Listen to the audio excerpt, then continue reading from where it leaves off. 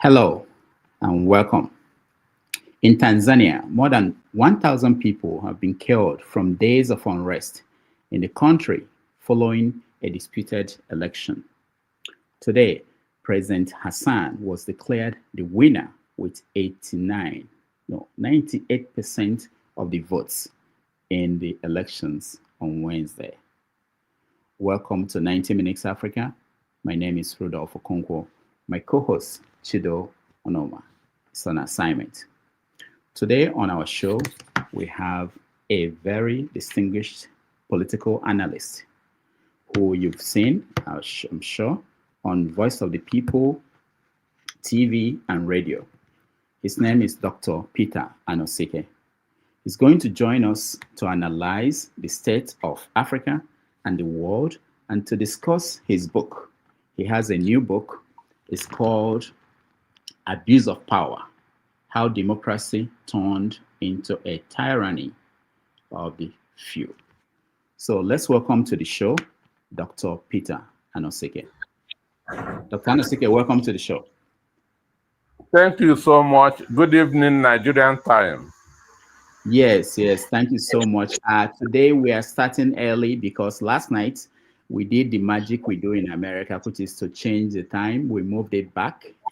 So this is a new time for people in the United States. But we are sure that people will join us very soon and be part of this conversation. Thank you for making time to join us.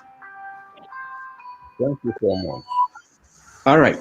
So let me start with things in the news, and that's how we typically start the show. And the first thing is what's going on in Tanzania. We're hearing the news that over 1,000 people, some are saying up to 3,000 people, have been killed in unrest following the election that happened there on Wednesday. So, what do you follow what's going on in Tanzania? What do you make of the outcome of that election? Well, it was not a democracy because the challengers were disqualified. Those who the incumbent felt will give when they bring tough challenge were disqualified before the election. Okay. Yeah, I know they were disqualified, but is that what should now lead to this violence where over 1,000 people were killed? The reason because the election wasn't free and fair. In a democracy, we say that power belongs to the people, but this wasn't what happened in Tanzania. Oh, okay. Yeah. But this is then most people are surprised because Tanzania, they don't have this history of political violence the way things are turning out in the country.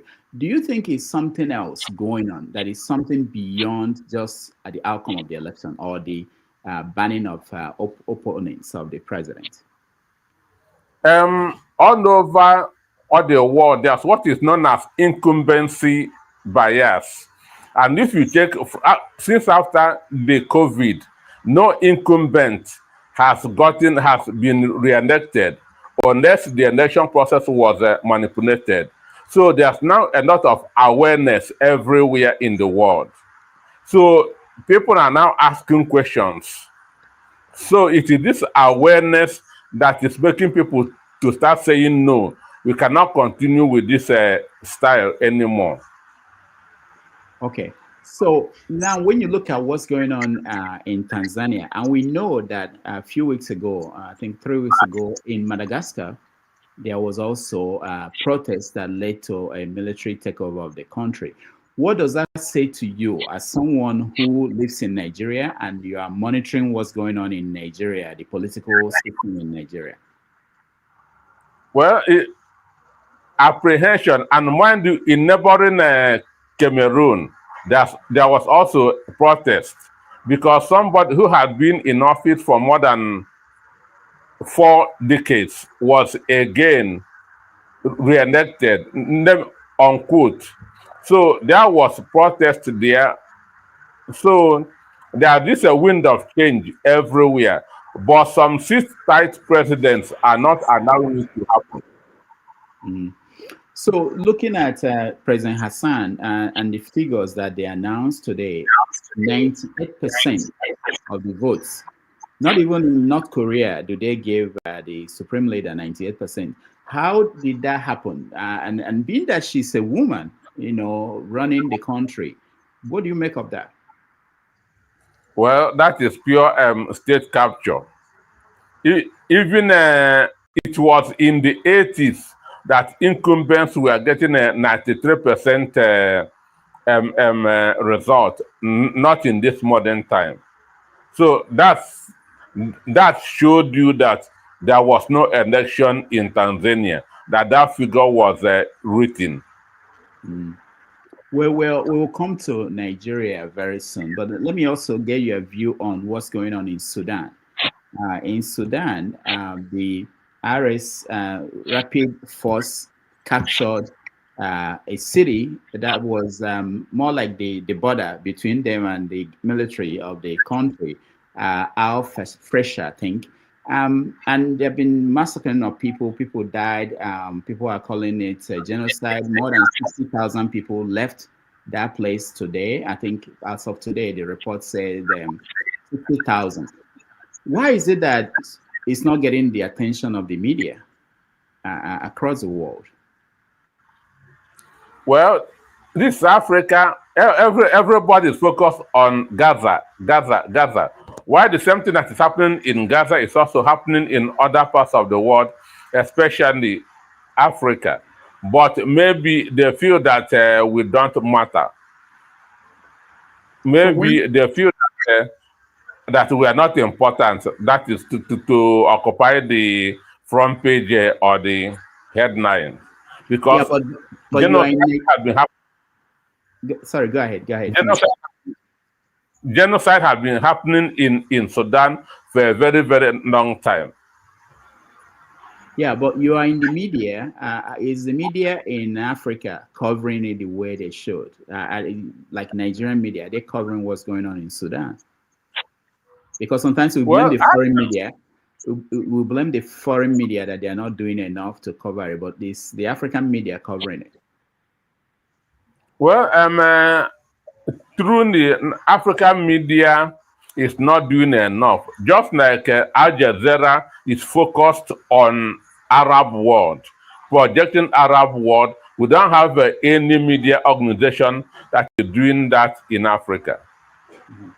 So how would that change? Whose fault is that? Is it the who? Do we blame the West for that again?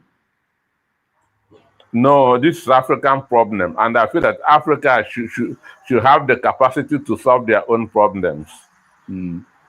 Okay, so let's get to Nigeria, because Nigeria is in the news at the highest level here in America.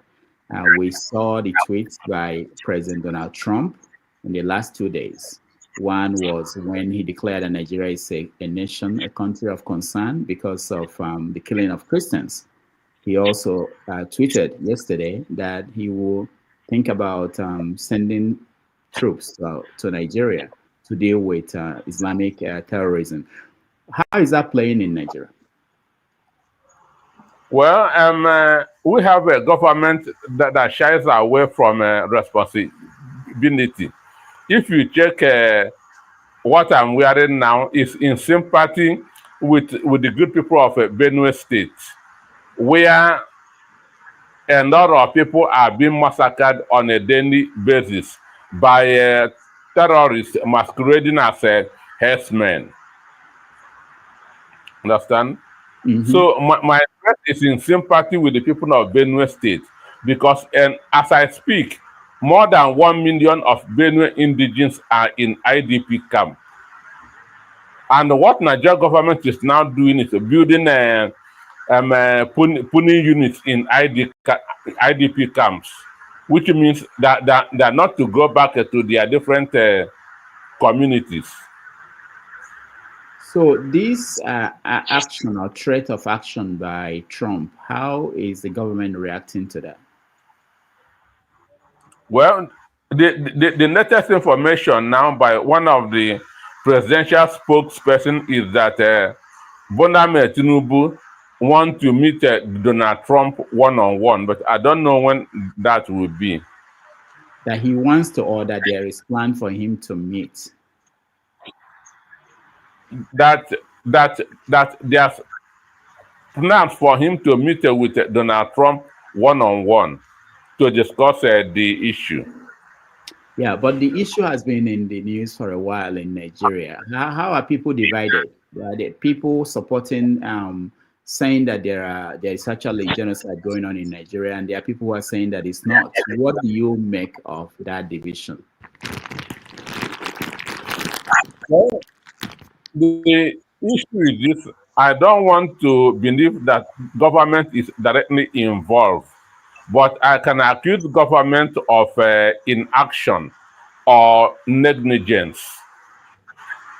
I can accuse government of inaction or negligence because there's no reason why headers should be walking about with AK-47. There's no reason why headers should be walking around with AK-47. Mm. So you all agree the farmers do you go agree on. that there is genocide in Nigeria, going on in Nigeria against Christians? I agree, but not directly. But government is not directly involved. I can accuse them of negligence or inaction. Mm. So are the church leaders in agreement that there is genocide going on in Nigeria?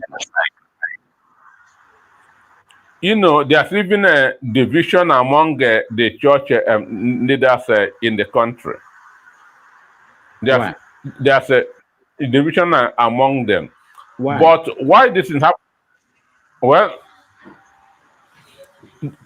or they are speaking, they have different sympathies, different interests. Understand? But why this genocidal issue against Christians?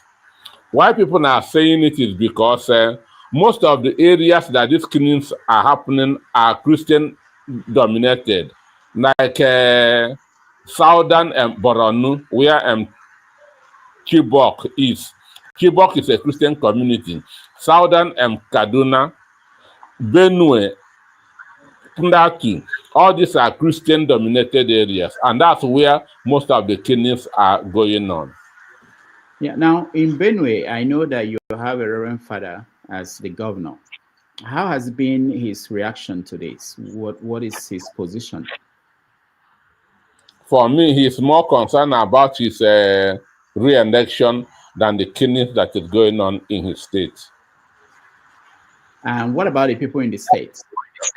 Have they shown any kind of reaction that will say this is where we stand? We can't take this. Well, I know that Tortiv, which is a prominent traditional ruler in Benue, has condemned what is happening because government came out with a propaganda that it was in one community fighting the other.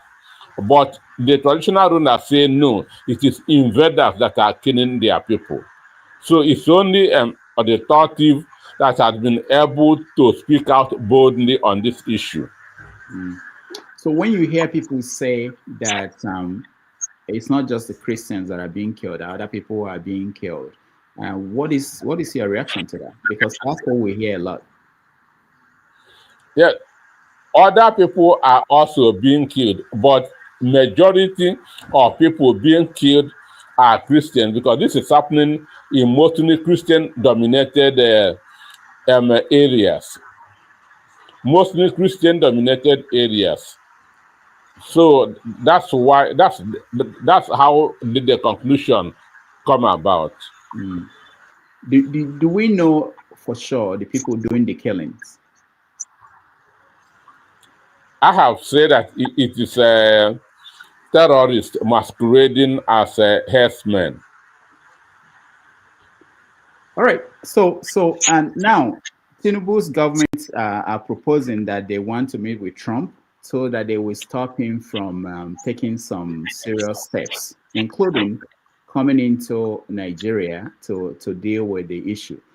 Nigerian people, how are they reacting on the street? I mean, today, what are normal, ordinary people, what are they saying? Well, it's been discussed in some circles. Some are saying since the government is not doing anything about it, that America should intervene. Some are saying that this is an opportunity for the federal government to stand on its toes. That's to stop being lackadaisical about the insecurity in the country. That is an opportunity for them to stand up. You know, he just got new service chiefs. So I feel, and with what Donald Trump is saying, they must start taking things serious. Earlier, I have told you that what's happening is negligence or inaction on the part of government. Why people are trying to find out, why does it have to be this way, that it will take a reaction from Trump for the Nigerian government and Nigerian people to begin to seriously discuss this, that this is not normal, that people are being killed in the country and the government could not do anything? You know, most Nigerians are like prisoners of war. Understand? Most of us are like POW, because you are not allowed to exercise your fundamental human rights. Freedom of speech and so on are not working in Nigeria. So a lot of people are afraid. Okay, so let's go to another thing in the news. The issue of coup or no coup in Nigeria. There have been several stories out there in the media that there was an attempted coup, with newspapers reporting that there are lists of people who were penciled down to be killed. What do you know? Well, the defense headquarters, the military intelligence has said that there's no coup, but people are being arrested. Over 40 people, that's according to the information that you have now, over 40 military officers are now in detention. So it's just like saying there's no rain and everybody is wearing a raincoat. So I like that proverb. There's no rain, but everybody's wearing raincoats. So now, so we are here. Where are these stories? These stories, where are they coming from? You know, details, including people collapsing when they saw their names on the list, where they got the money for the coup, and people, civilians involved. Where are the stories coming from? Well, this story broke around 3 weeks ago, and it was, I think, Sahara reporters that broke it, but government responded by saying that the 16 people that were arrested failed exam. Did you agree? Did you believe the government? You cannot arrest somebody for failing the exam. So you cannot arrest for failing the exam. Yeah. So why do you now believe what the Defense Department is saying, that there was no coup, that if we don't believe the original story? And I want to also connect it to the other story at the same time about Wale Edu, the guy that was Minister for Finance. When they reported that he was sick and he was flown abroad, they came out, the government came out and said that was not true. Later on, he showed up in the UK. So how do you believe this government, what they are saying? Well, for me, Nigerians are all the time in the dark. Government is not allowing us to know what is going on in the country. At times, they will come up with a statement which they will deny tomorrow or distance themselves tomorrow. In the case of what they do, we were told that he was getting worse in Nigeria and has to be taken abroad, which is not a bad thing because as a human being, we do fall sick. But the issue is this: they always like to keep us in the dark. And when you keep people in the dark, they'll begin to bring up speculations, which is very, very dangerous. Okay. So the other thing in the news in Nigeria is there's election coming up this Saturday, I believe, this coming Saturday in Anambra State for governor. Have you been following? Very well. So what do you think will happen? Well, for me, I see it as a one-horse race. That is, Sonudo is going to get his second term because what he had done in 3 years, his predecessor did not do it in 8 years, and you don't change a winning team. And Anambra has been an Abga state. So what did he do in 3 years that is outstanding? Okay, I was there when he did his 3 years achievement in office, and the number of roads that he has constructed and other things. And again, he said that he has never borrowed a kobo in 3 years, which to me is outstanding. Now, his critics, they've been criticizing how the insecurity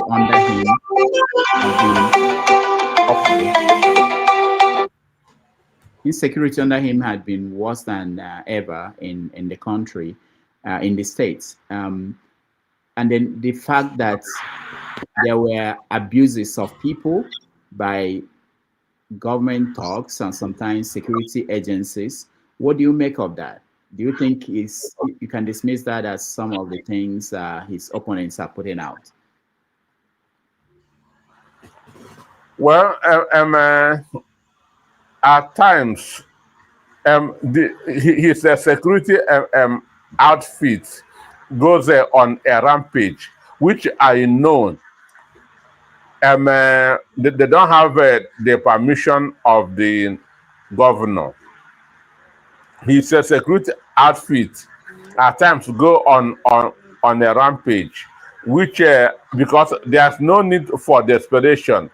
The APC candidate in governorship candidate in Anambra is not strong enough. So go on. Are you saying that he's not ultimately responsible for what the people working for him are doing in the state? No, as the governor,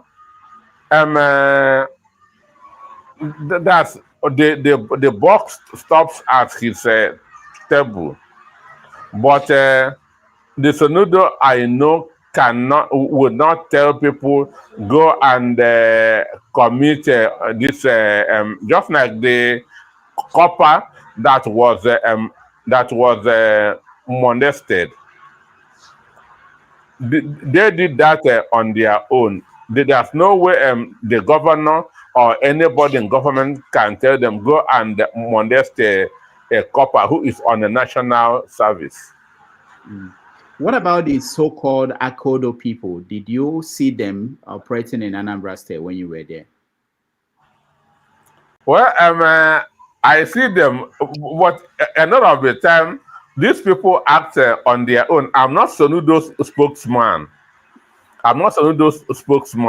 So I'm not trying to defend him.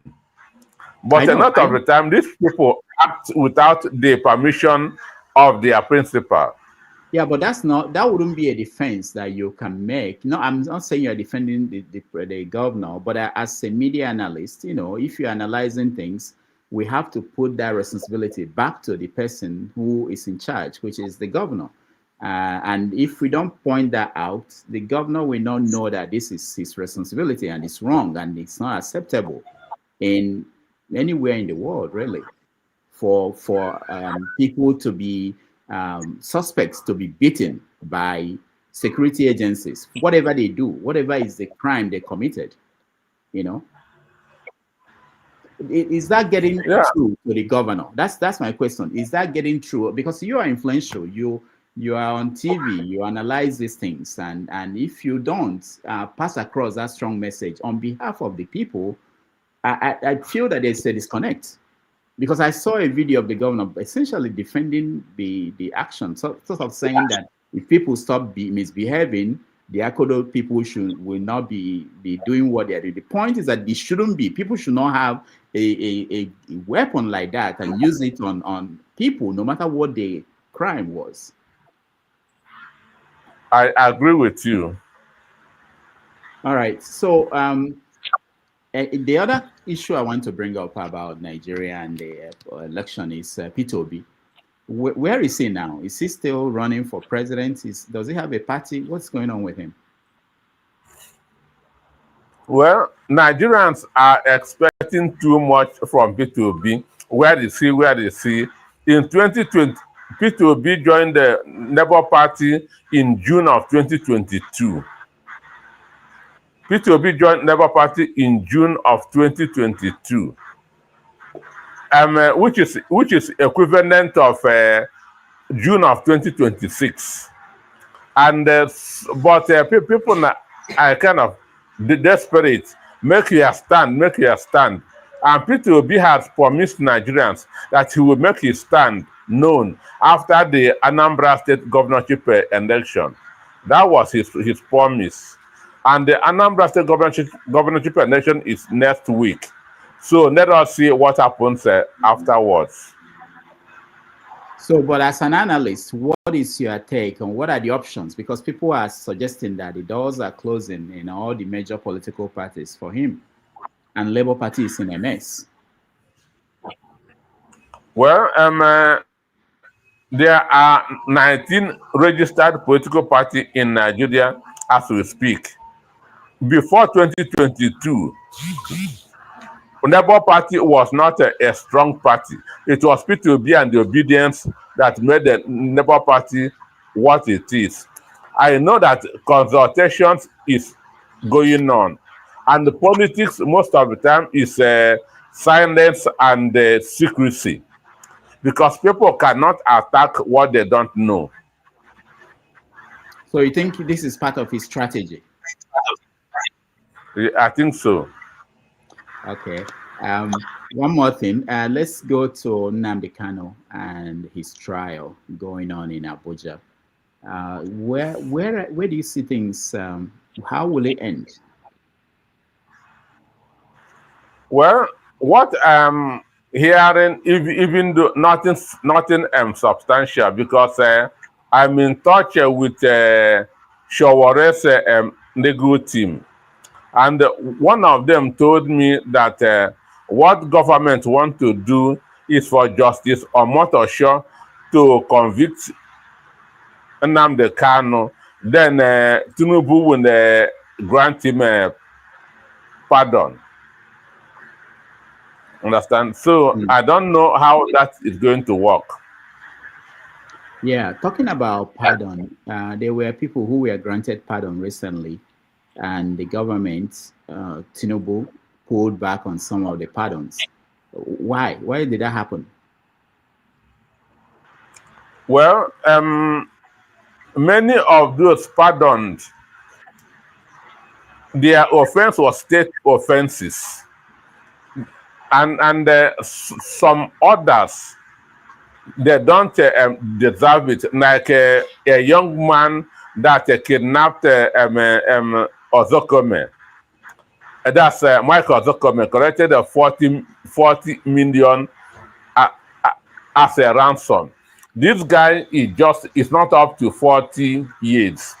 So why are you pardoning such a person? Again, over 40% of the people pardoned were hard drug dinners. So this is sending a wrong message to about the government. And So, go ahead, finish up. And again, it is also demoralizing the men of the NDLEA who are fighting a tooth and nail that to make sure that these people are caught and brought to justice. Imagine when you suffer and arrest a culprit, government will grant that person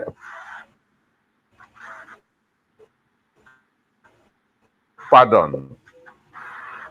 So why didn't they do their due diligence before announcing the pardon? How is it that they just announce anything and then when there's pushback they reverse their announcement?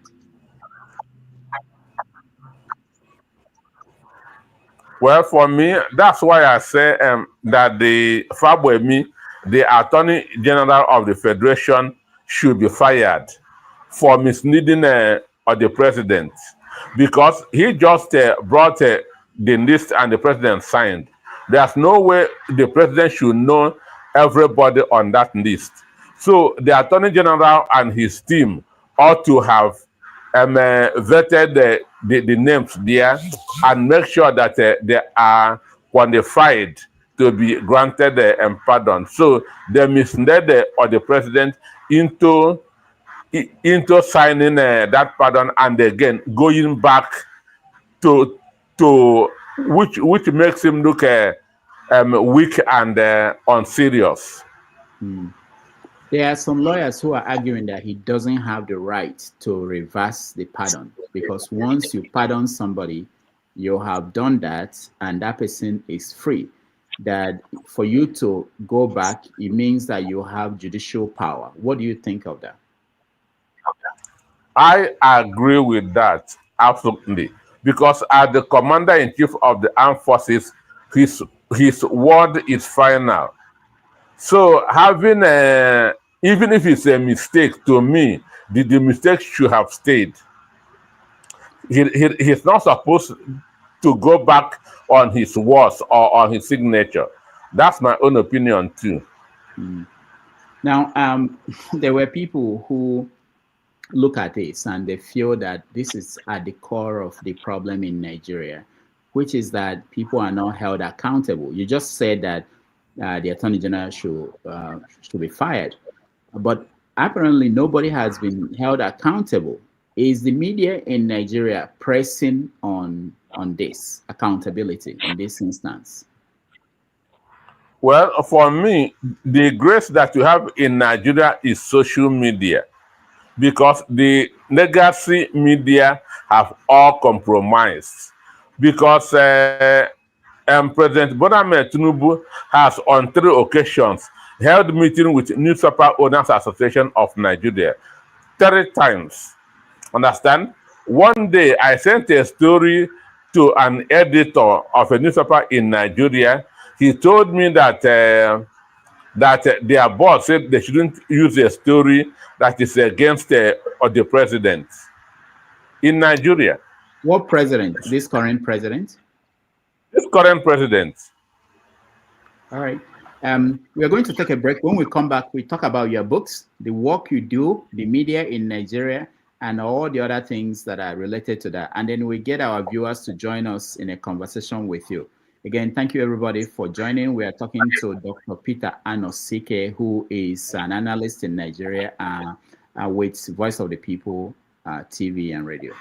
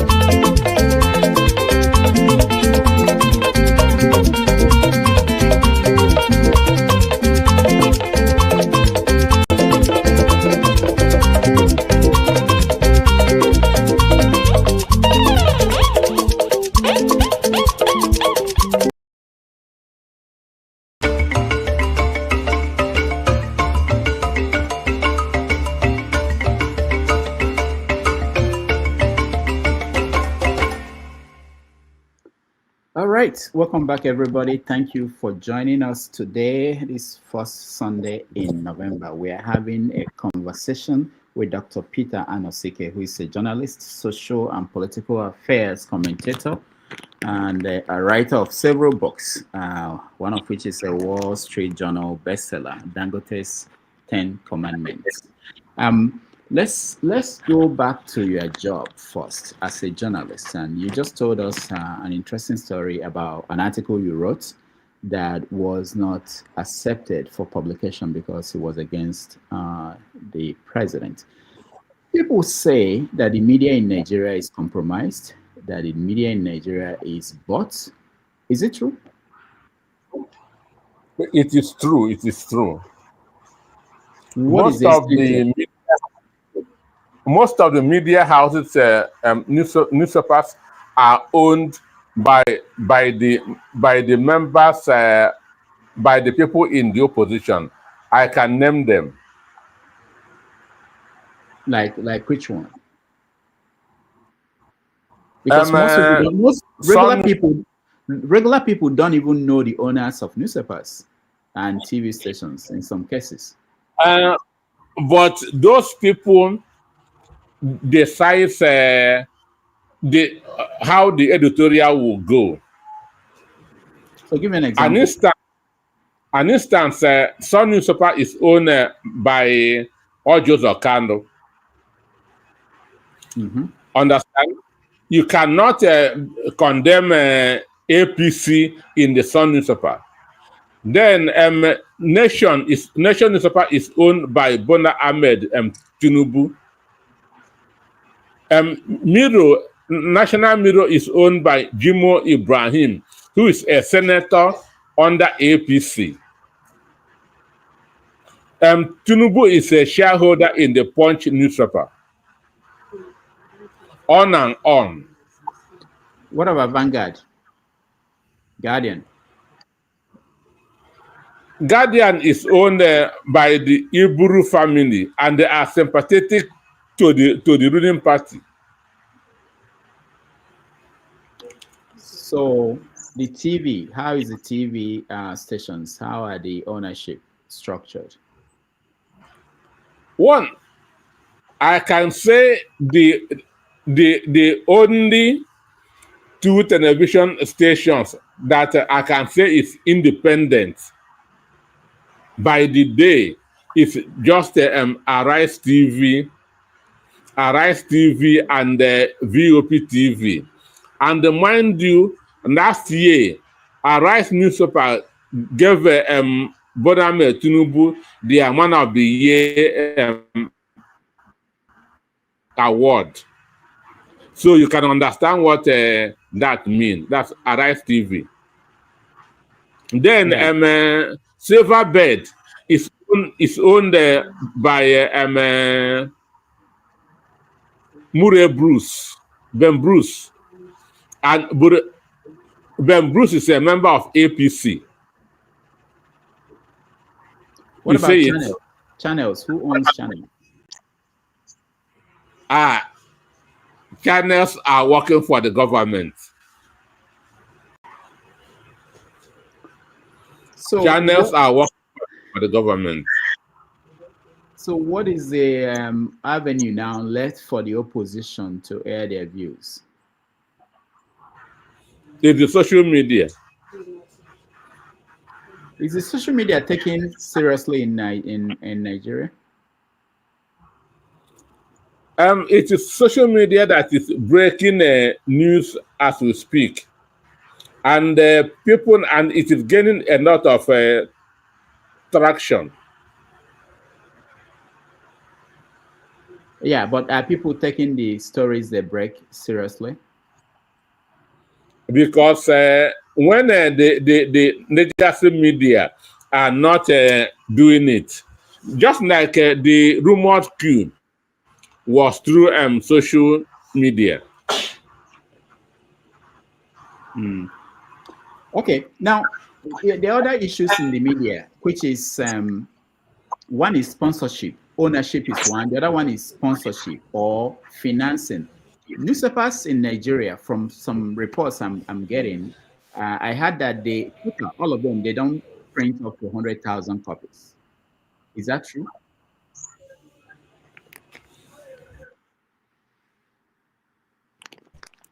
Anosike, can I you hear me? don't get you. I You say heard that what?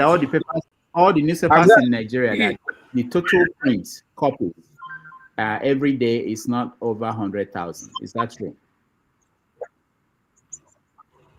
it is true because social media has and online medium has eaten into it. How are they then paying for their staff? How are they paying for people who work for them? Well, some are paying, some are not paying. In short, most of the media houses today are owing their staff, and some are laying off staff too. You find people also talk about when foundations support media houses in terms of giving them grants. It's an issue that most Nigerians take offense at that idea. What do you make of that? Since the paper is not profitable and people are not paying to buy the newspapers and they have to pay people, they have some newspapers, they'll have up to 300 people working for them at this current time. Where would they get the money to pay? How are they paying? That's why I say that most of the newspaper houses are owing their staff. Even some of the TV stations are also owing. Understand? Now, yeah. Now, Yes. as I know that you are the executive director of Voice of the People, 90.3 FM radio in Lagos. How do you manage to keep it afloat? Well, one VOP TV is about 2 years old, and we have to minimize the number of our staff so that we'll be able. And again, we are paying what we feel we can pay. Understand? We are paying what we feel that we can pay, and the owner is not a politician. So that is it. I was watching Nigerian TV with a friend last week, and there were anchors on the screen, and he said that these anchors that they are taking home over 500,000 naira every day. I Every found day. that every day. I found that outrageous. But you are in the industry. What is the pay like? Well, people are just struggling. That's the right word. People are struggling. I don't want to demarcate some of these stations, but even the at the high and the mighty in Nigeria are owing, and with regard to media houses. Mm. So, do you then think that Nigerian people are expecting too much from the media if they don't have the money to cover the country? Not to talk about pay. If they can't pay the workers, they can't cover the country. So, for instance, if something is happening in Port Harcourt and you are in Lagos or you are in Abuja, you have to fly there to cover it. You have to stay in a hotel and then you have to go back. Where do they get the resources to do these things?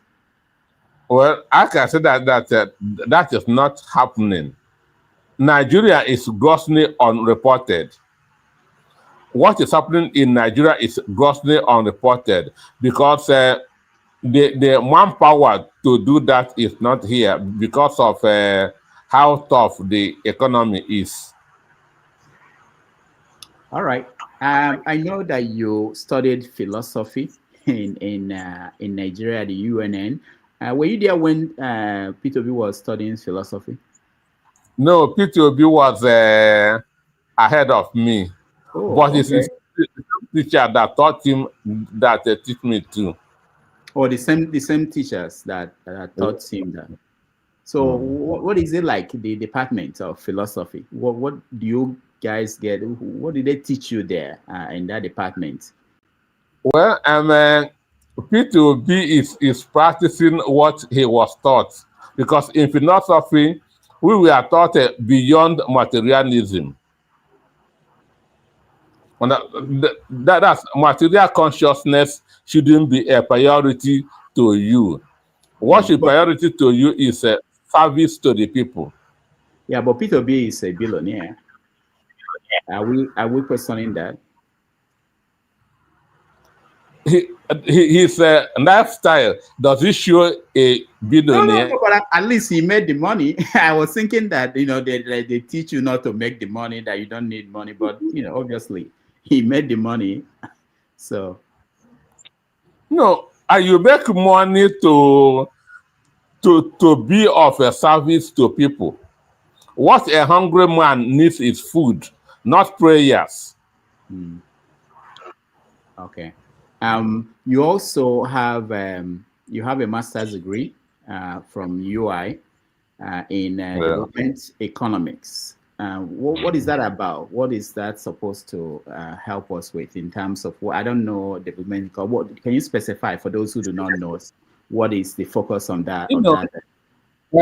Nigeria is a developing country, understand?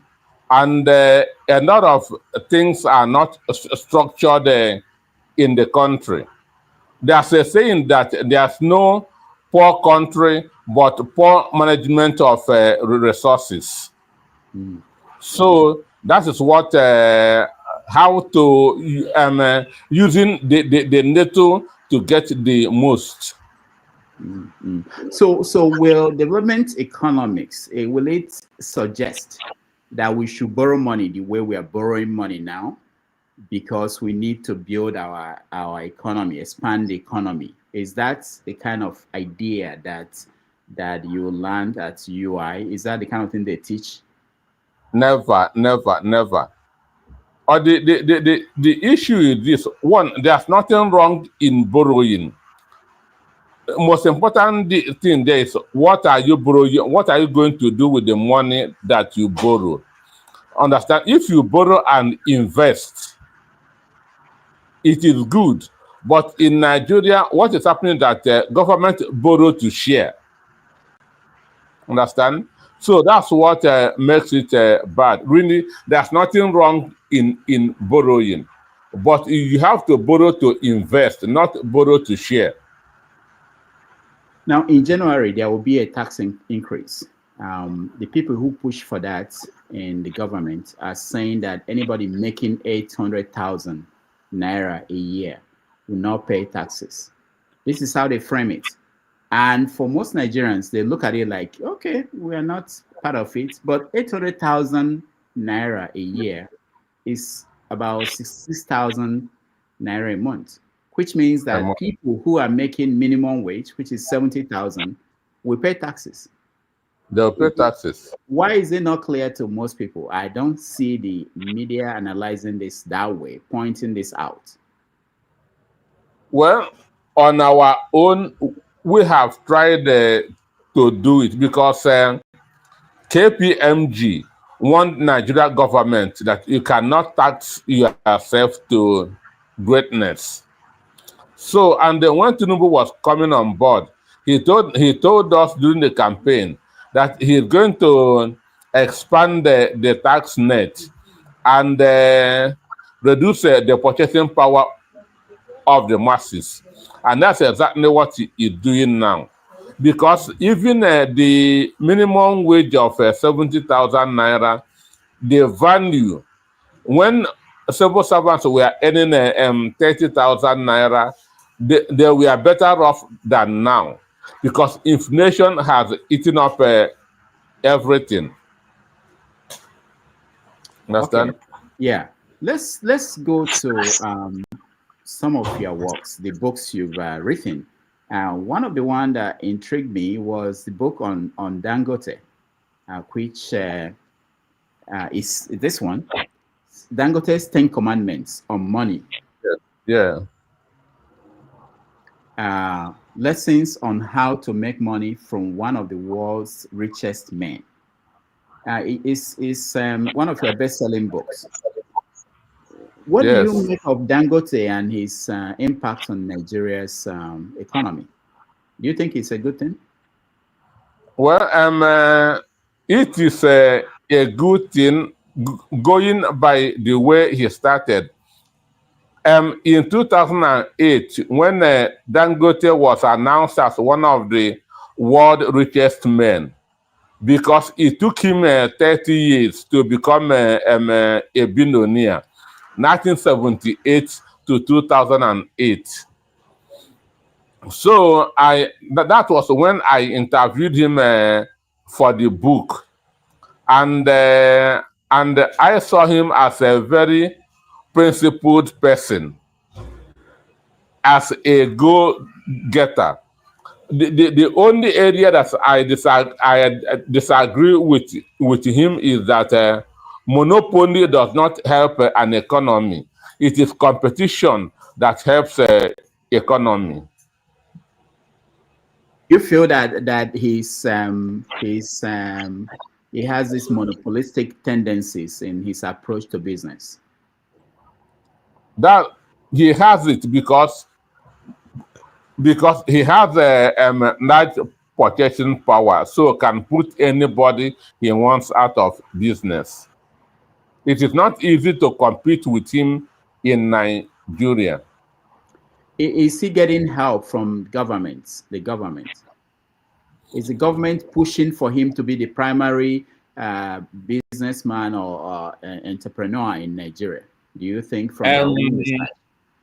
That question has been coming on and on. The truth is that anywhere in the world, once you have more than 10,000 workers, government takes you serious. Government supports you. So that's the truth. And he has, as we speak, he has over 50,000 work people on his payroll. So imagine if such a person should go down, the number of people that will be thrown into the unemployment market. So not just in Nigeria, anywhere in the world, once you have more than 10,000 workers on your payroll, government will take you serious. Recently, the Nigerian government just, I think Tinubu approved a 15% tariff on imported petroleum products, or I think it's petrol. And people are looking at it like this is to protect the Dangote refinery. How do you see that?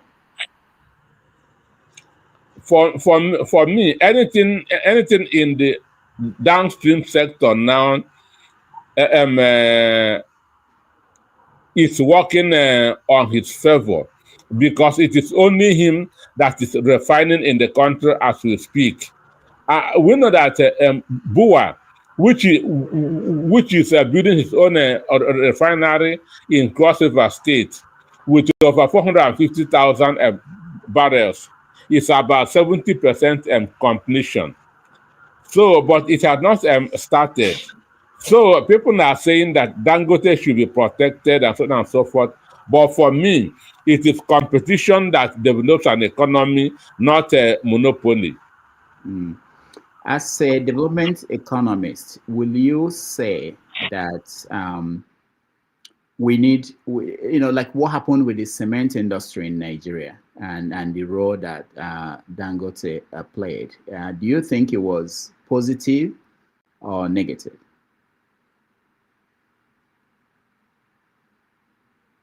Ms. Anosike,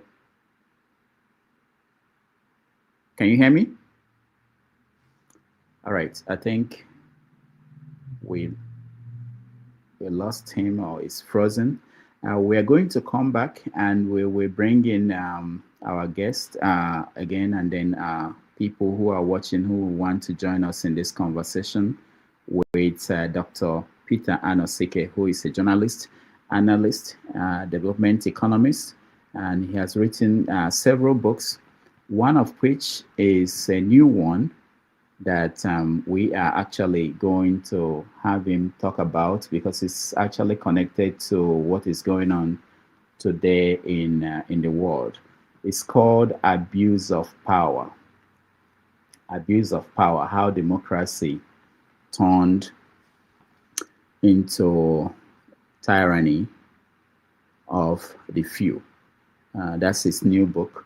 When he comes back, he will talk about that, and then he will take your questions and comments on this Sunday, first Sunday in November. Again, thank you so much for joining us. Let's take a little break, and we'll be right back with Peter Anosike.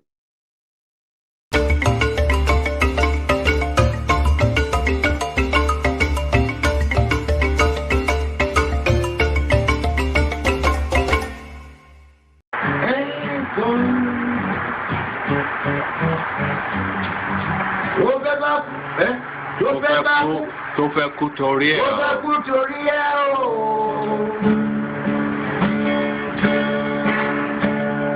Ọwọ́ ẹni ló ti ṣàánú kọ́.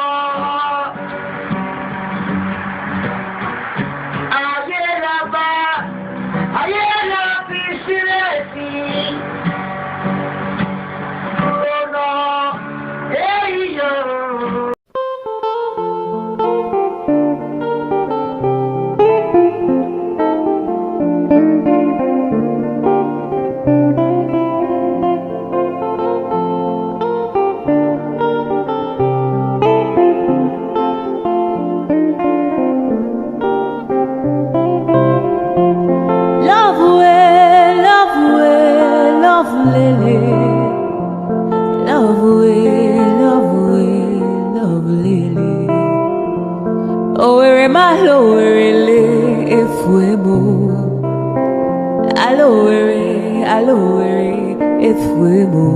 I am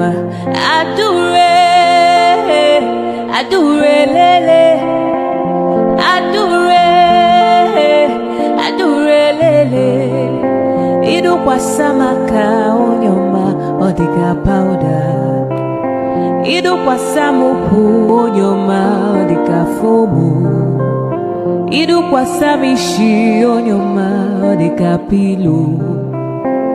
Oh lo lo lo lo, aturubu ebule wakamwa iwariwo.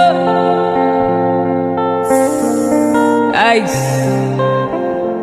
Rosa Olerio, Rosanna Olerio, Rosanna Olerio adikadimba. Adure Oleri, Adure Olerio. Adure, aturubu ebule wakamwa iwariwo. Adure, adure lele, adure, adure lele. Idu kwa samaka onyoma odika powder, idu kwa samuku onyoma odika fomu, idu kwa samishi onyoma odika pilo. Oh lo lo lo lo, aturubu ebule wakamwa iwariwo.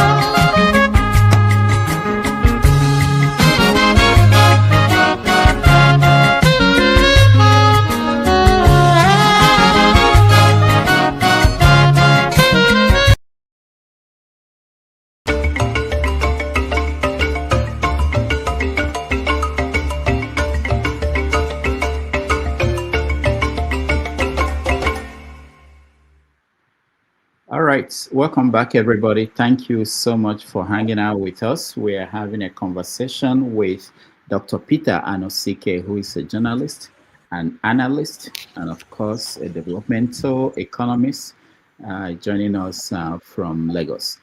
Okay, so where we left off, we are talking about your books, and the new one is this one, Abuse of Power, How Democracy Turned into Tyranny of the Few.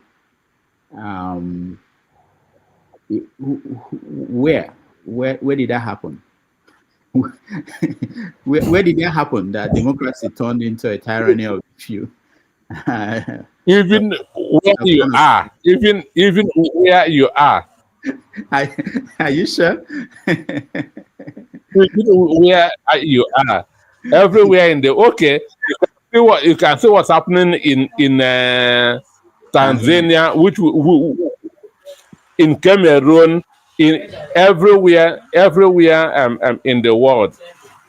But it's not a surprise at all, because Socrates, who lived between 470 to 399 AD, predicted the failure of democracy. Understand? Mm. So you think democracy is coming to an end? Yeah, we can hear you. I can hear you. Yeah. Do you think we are coming to the end of democracy? Democracy is currently in an intensive care unit, ICU. Why did it happen? Was it because there was no competitor anymore? You know, it wasn't like competing against capitalism. I'm sorry, against socialism or communism, or is that why democracy now collapsed, or something else happened? No, because one is supposed to be the best system of government, but it is now being abused everywhere. It is now being abused everywhere. In democracy, as I said before, power belongs to the people. But today, power doesn't belong to the people anymore. In Nigeria, we had end bad governance, where Nigerians came out to make a demand. 10-point demand, nothing was done. Understand? So everywhere in the world, democracy is failing. Didn't someone define democracy as the dictatorship of the majority?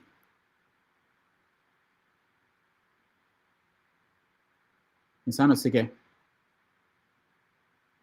All right. Our guest, the internet is frozen again, which is something we have to deal with. But I think at this point, I should bring in people who are in the studio. I will bring you in when next he reconnects. We will get a chance to talk to him, ask him questions about his books. For those who may want to buy any of his books, they are all on Amazon. This Abuse of Power, How Democracy Turned into Tyranny of the Few, is on Amazon. America, I'm sure it should be on Amazon, Nigeria, UK, and other places. Then there is the Dangote book. It's also on Amazon, and so many others that he published over the years. More than 10 books from our guest, Dr. Anosike. So we will continue the conversation and wait for him to join us again, because we are talking about democracy, but I think we may have to start with making sure we have internet in Nigeria that works, because other countries in Africa, including poorer countries, they've been able to overcome that issue of reliable internet. You can't have a functional democracy these days without information, especially when, just think about it, most people don't see a newspaper in a week.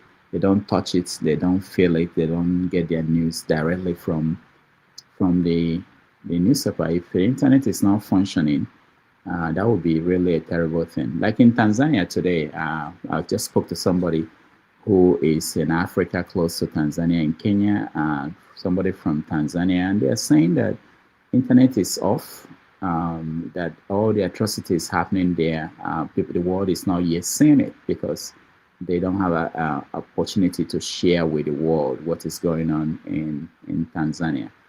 That in the next few days, when they turn back the internet, most people will be horrified at what happened in that country in the last few days as a result of an election, a disputed election. All right. While we wait for our guest to come and join us again, okay, he's coming in. I wanted to say hello to people who are here, but our guest is here. Anosike, thank you so much. I understand that connection issues in Nigeria. I'm in. Yeah, I can hear you. I can hear you. So yeah, I'm in. Okay, so I was trying to find out from you. You talked about democracy as the best form of governance, and people have said that democracy is simply the dictatorship of the majority. That if the majority are supporting something, it doesn't matter what the minority they are saying, and it could be majority that people that are bought. So, like in Nigeria now today, you have everybody joining APC. We don't know whether they are being induced. We don't know how the process works, but we are getting to a point where our majority of government officials are moving towards APC. They will form majority, and they can vote for anything, even what you don't want. How do you square that with the idea that democracy is the best form of governance?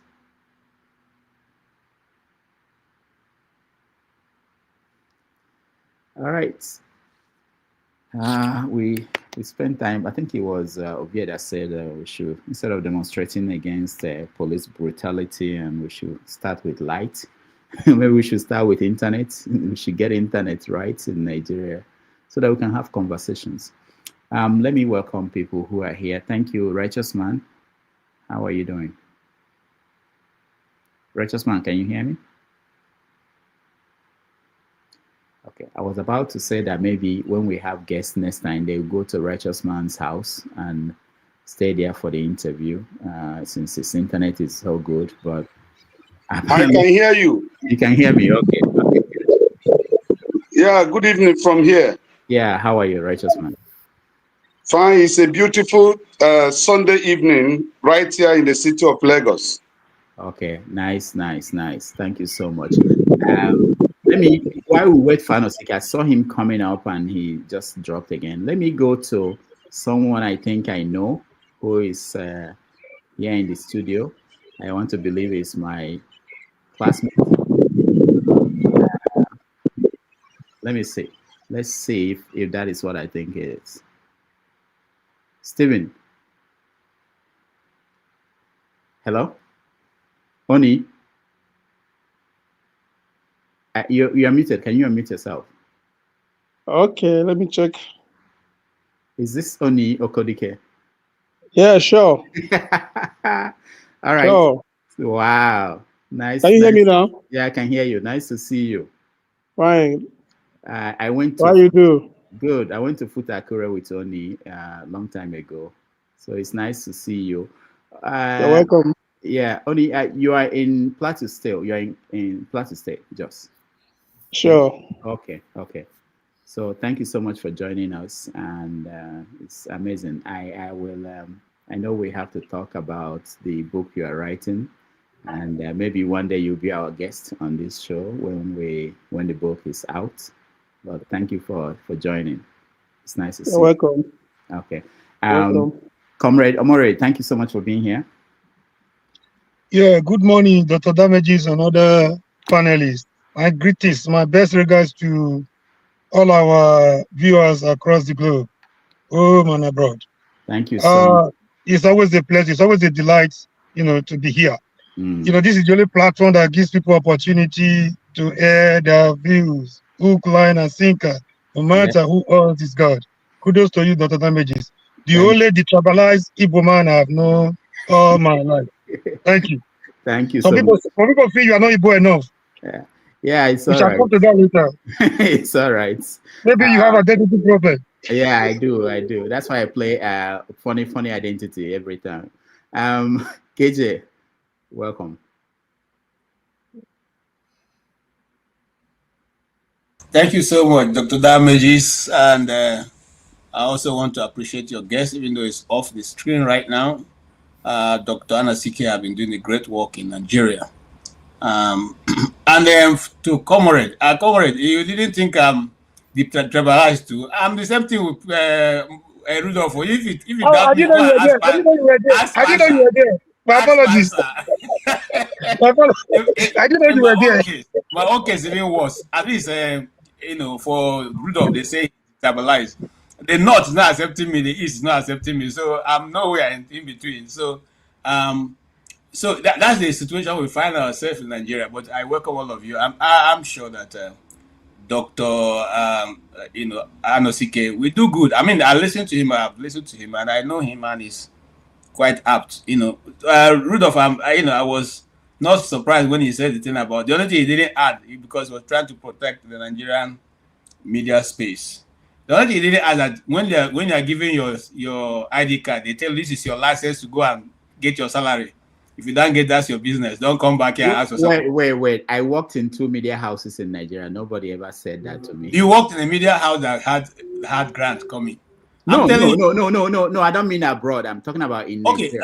I don't just want to mention them, but if one of the biggest media personality that works in AIT, I will not call his name. Okay, that was the only way he was being able to pay his set. He goes, does his interview, gets the money, takes off his salary, and then pays the rest in. I mean, I'm saying this, and I'm calling AIT. Wait. Pays what in? Do you collect money for interviews? What are you talking about? Okay, now majority of the prime time news interviews in Nigeria are paid for. They are not guests. Wait. So the only time, no. I'm hearing this for the first time. No, seriously. I'm not losing. Just let me explain. The only time you don't pay is when the TV station invites you. But if you are famous and you say you want to give us information, you pay for the time. You come in and pay, and they'll tell you. It's not just paying anything. There's a lay down this thing for it. I'll give you an example. Weekly this thing or monthly whatever. It's over 10 million that he pays for everybody going to be there. So that's why they can't afford to ask him questions. Even if they want to ask him questions, they can't because he's paying them. And as a journalist, that's a free money coming in. So why do you want is he paying the reporters or paying the channel? He's paying the channel. Okay. He's paying the channel. For airtime. Yes, you pay the channel for airtime, and then the channel will the channel will build in every person who's going to be there. If they're going to have 2 journalists, 2 cameramen, or 3 cameramen, or 1 floor manager, whatever they're going to, they'll build it all into that. So for you as a producer, you know that at least that month your salary is secured. So even the person is going to talk rubbish, you want to let him talk all the rubbish, just like they allow Wiki around, insult everybody, But I'm sure that if he came to their program, they will press him more than just allow him just drop whatever he wants to drop and leave that. That's the difference. And I think Mr. Anosike is on point. He just doesn't want to, he doesn't want to beat them too hard. All right. Thank you. He's back here with us, and let's see if we can round up the comments and question session with him. Dr. Damages, after you finish marginalizing not so young old people, Abby, don't worry, continue. We'll soon know everything about you from Mr. Steven. All right. Dr. Anosike, can you hear me? Dr. Anosike, can you hear me? Yes, I'm with you. All right. Yes, I'm hearing you. Okay, let's go straight to the questions and comments. Let's start with Femi, who complained that he's been left out. Femi, welcome. You're first. Okay, thank you. Welcome, sir, Dr. Anosike, because I know you're a doctor. Correct me if I'm wrong. Yeah, he has a PhD from university here in America. Yeah, first time I heard your name, it reminded me of this Peter Anosike, same name that was with the Golden Eaglet in '93, Japan '93. But that's on the wayside. Now, I do follow you candidly on Voice of the People. I typically will sacrifice my nighttime in furtherance of my interest in goings on in Nigeria. A lot of what you said, I typically would agree with, but I think I'll be hypocritical to want to agree with everything and anything anybody says without self-analysis. Now, my question has to do with the ongoing what's beginning to become like a debacle now, security wise, and it's been like that forever.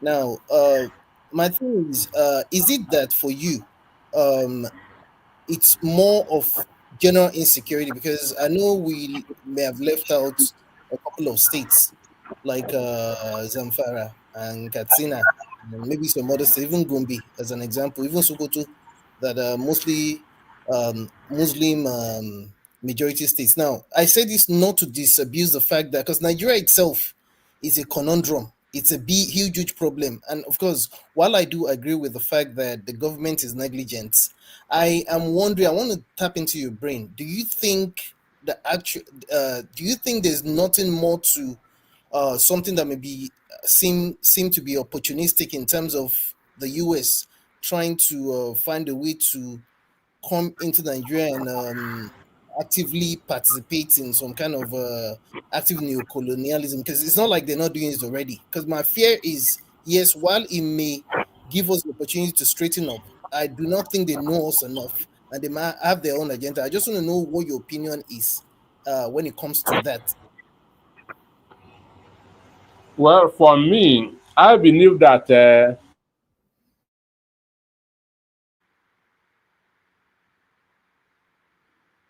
All right, it's going to be a long day. Anosike, we can hear you. This in African reasons.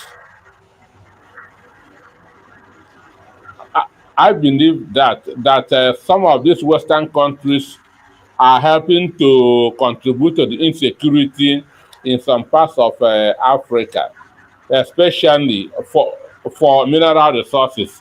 Check what is happening in Congo. And we have heard that what is happening in Borno State, that there are some syndicates, foreign syndicates, that are involved. So it's not just an African thing. Imagine Boko Haram that are now using drones. What does that tell you? All right. Thank you so much, Anosike. Let's go to, I think, let me make sure I follow the sequence that people came in. Stephen, go ahead, you are next. A comment or a question for our guest. You're muted. Can you unmute yourself? Okay. The line is breaking, Doctor. Yeah, Stephen, can you unmute yourself? Yeah, can you hear me now? Okay, good. Yeah, go ahead. Yeah, just like the last speaker said, that there are concerns about the Western countries having interest in African mineral resources. Or repeat what you said. Can you hear me now? Yeah, go ahead. I said, just like the last speaker said, there could be a suspicion of the Western countries having interest in our mineral resources as an African nation, but then I still feel the leaders of the African nations should be able to put their house in order and avoid such kind of interruption and intervention from the Western countries. Once you can put your house in order, it reduces external interference in your house. So my take is that we should try as African leaders to put our house in order to avoid such interventions coming up anytime in the future. So, Dr. Anosike, did you hear him? For me, I believe as European countries have NATO, Africa needs to have a standing army to fight against all these insecurities, like in Sudan. All right, thank you, Stephen. So, Dr. Anosike, are you saying that if standing army is going to come to Nigeria, the Nigerian people will accept an African standing army to come in and help us to deal with Boko Haram? for me, that's if it's agreed among the AU countries that we need just like what is happening in Congo now with the M23. If we have our own standing army, they can move in there and help to quell all these things. I believe that Africa should be solving their own problems. All right. Thank you. Righteous Man, you're next. Yeah, Dr. Anosike, good evening. I'm one of your listeners in VOP. And it interests me when you speak. You are one of the fearless journalists and the media personality we have in Nigeria today. So proud of you and your work. We continue to pray for the radio station and TV station. Now, my question is this. You've given Professor Charles Soludo a pass mark based on the things you've seen him achieve. Don't you think that Soludo is laying the foundation of the demise of ABGA?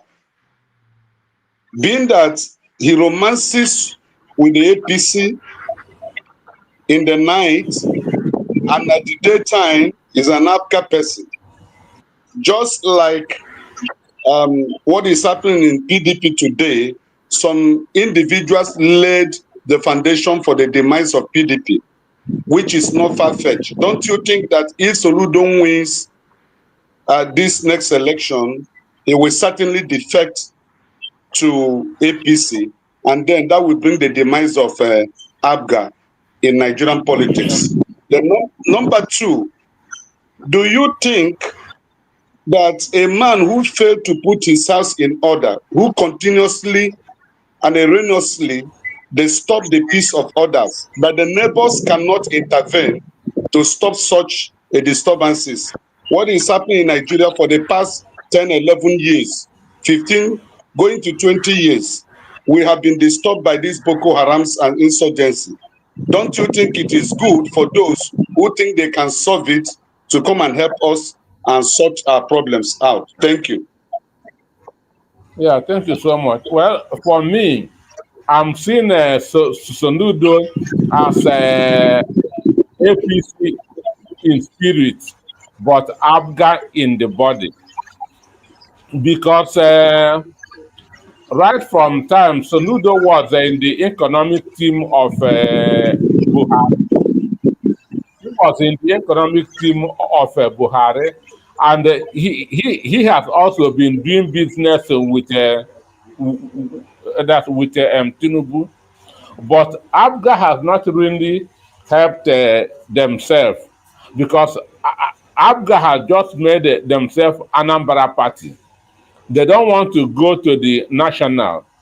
Imagine their national chairman, from Victor Ume to Victor Oye, from Victor Oye to Sylvester somebody from the same state. So this is not how a national party should operate.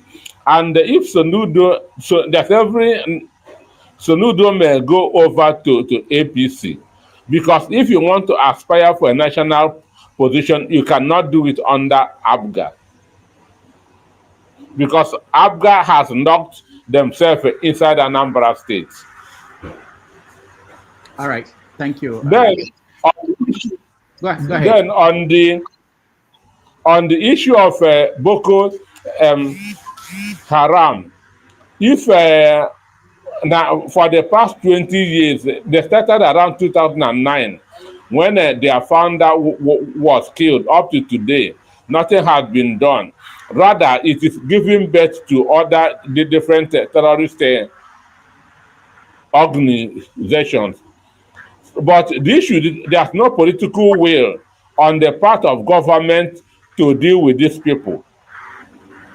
Then in the north, they are not being seen as terrorists, but as miscreants.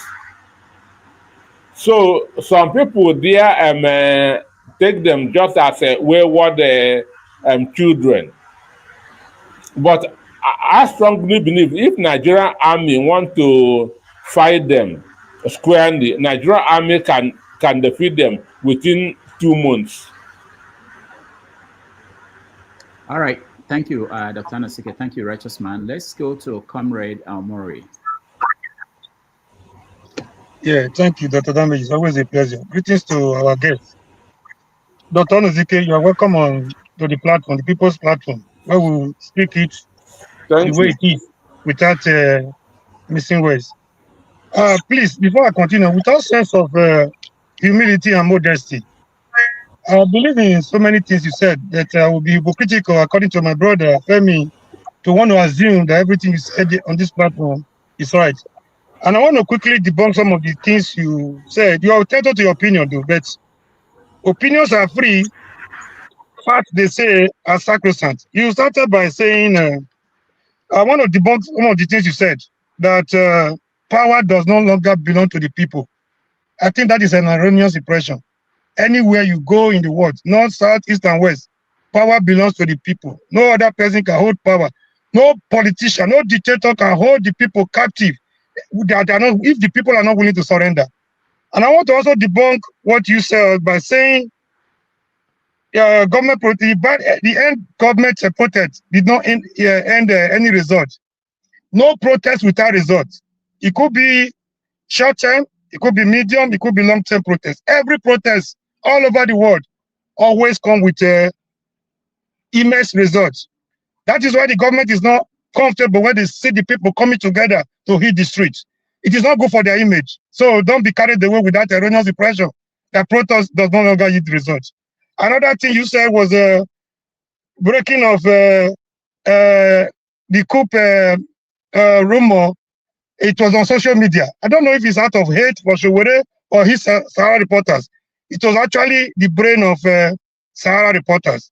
Another thing you said here was Peter Obi, PO, the Labour Party candidate, joined the party in June of 2022, and that is equivalent to June 2026. I mean, it is moronic and insane for us to continue to do something and expect a different result. You know the consequences of that. In some areas, he could not raise the agent, and the way he won the election, the results were overturned because agents were not there to defend his vote. Is that what we're heading for again? And again, you said that people are expecting too much. Nigerians are expecting too much from Peter Obi. In fact, it should be the other way around. Nigerians' obedience have actually given too much from Peter Obi, and they deserve to know how their support is being managed. I don't want us to, people like you surround Mr. Obi, he will be making more mistakes. But Mr. Obi said he wants people that can, he doesn't want psychopaths around him. He wants people that can at least correct him whenever he's going astray. So I just want to put such corrections straight so that, Peter Obi is doing his best. But he's a human being. He's not an island. He cannot operate in isolation. So he needs variable advice so that he can move it from where he is right now or what he got in 2023 to the next level. If the dream of becoming Nigerian president must be a reality. Another thing you said that shocked me to my bone marrow was that am I missing that? I was jotting a lot of things, and it's enough to write 10 books. What you said today, if I have my time, that Peter Obi is not materialistic or something. Being materialistic is not a sin, it's not a crime. Even as a student, he said he was already a millionaire or a billionaire. So what could be more materialistic than that? So I am not here. This is not about Peter Obi today. And this is, I'll go to my question right now.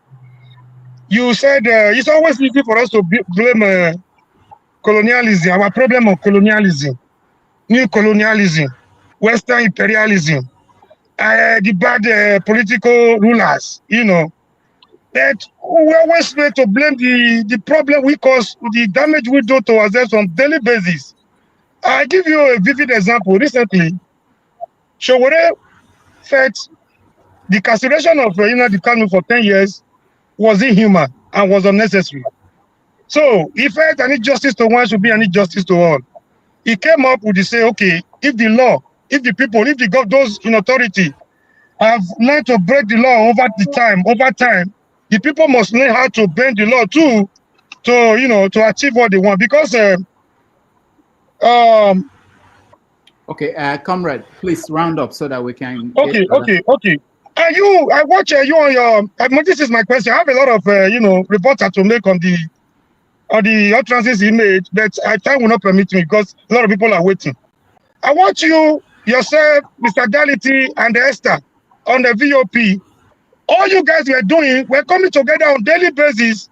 You guys were not concerned about the objective and the aim of the protest. If we could help, if we could put those that are putting the kind of incarceration unnecessarily, if you could put them on their toes, if you could also garner some international support and local support. All you were doing on a daily basis, we are more concerned about the organizer of the protest, which is Sowore, not getting the credit than the objective he was trying to achieve. On daily basis, you guys were organizing a campaign of calumny to discredit the organizer. I mean, you come here, you're blaming every other media houses except yourself and the other one, your own VOP and Arise. I mean, do you think what you did to Sowore, instead of focusing on the message, you focus more on the messenger, just on tribal, based on tribal and unnecessary sentiment? Do you think you were being fair to Sowore and his Sahara reporters? Thank you. Thank you. Okay, I want to say something. Excuse me, sir. Hello? Yeah, go ahead, Dr. Anosike. Sowore has been my friend for the past 30 years. It means that the Comrade doesn't listen to my program. Even this book, Abuse of Power, was dedicated to Sowore. The book Abuse of Power was dedicated to Sowore, Chima Obani, Bekoram Sinkuti, and Bamidele Aturu.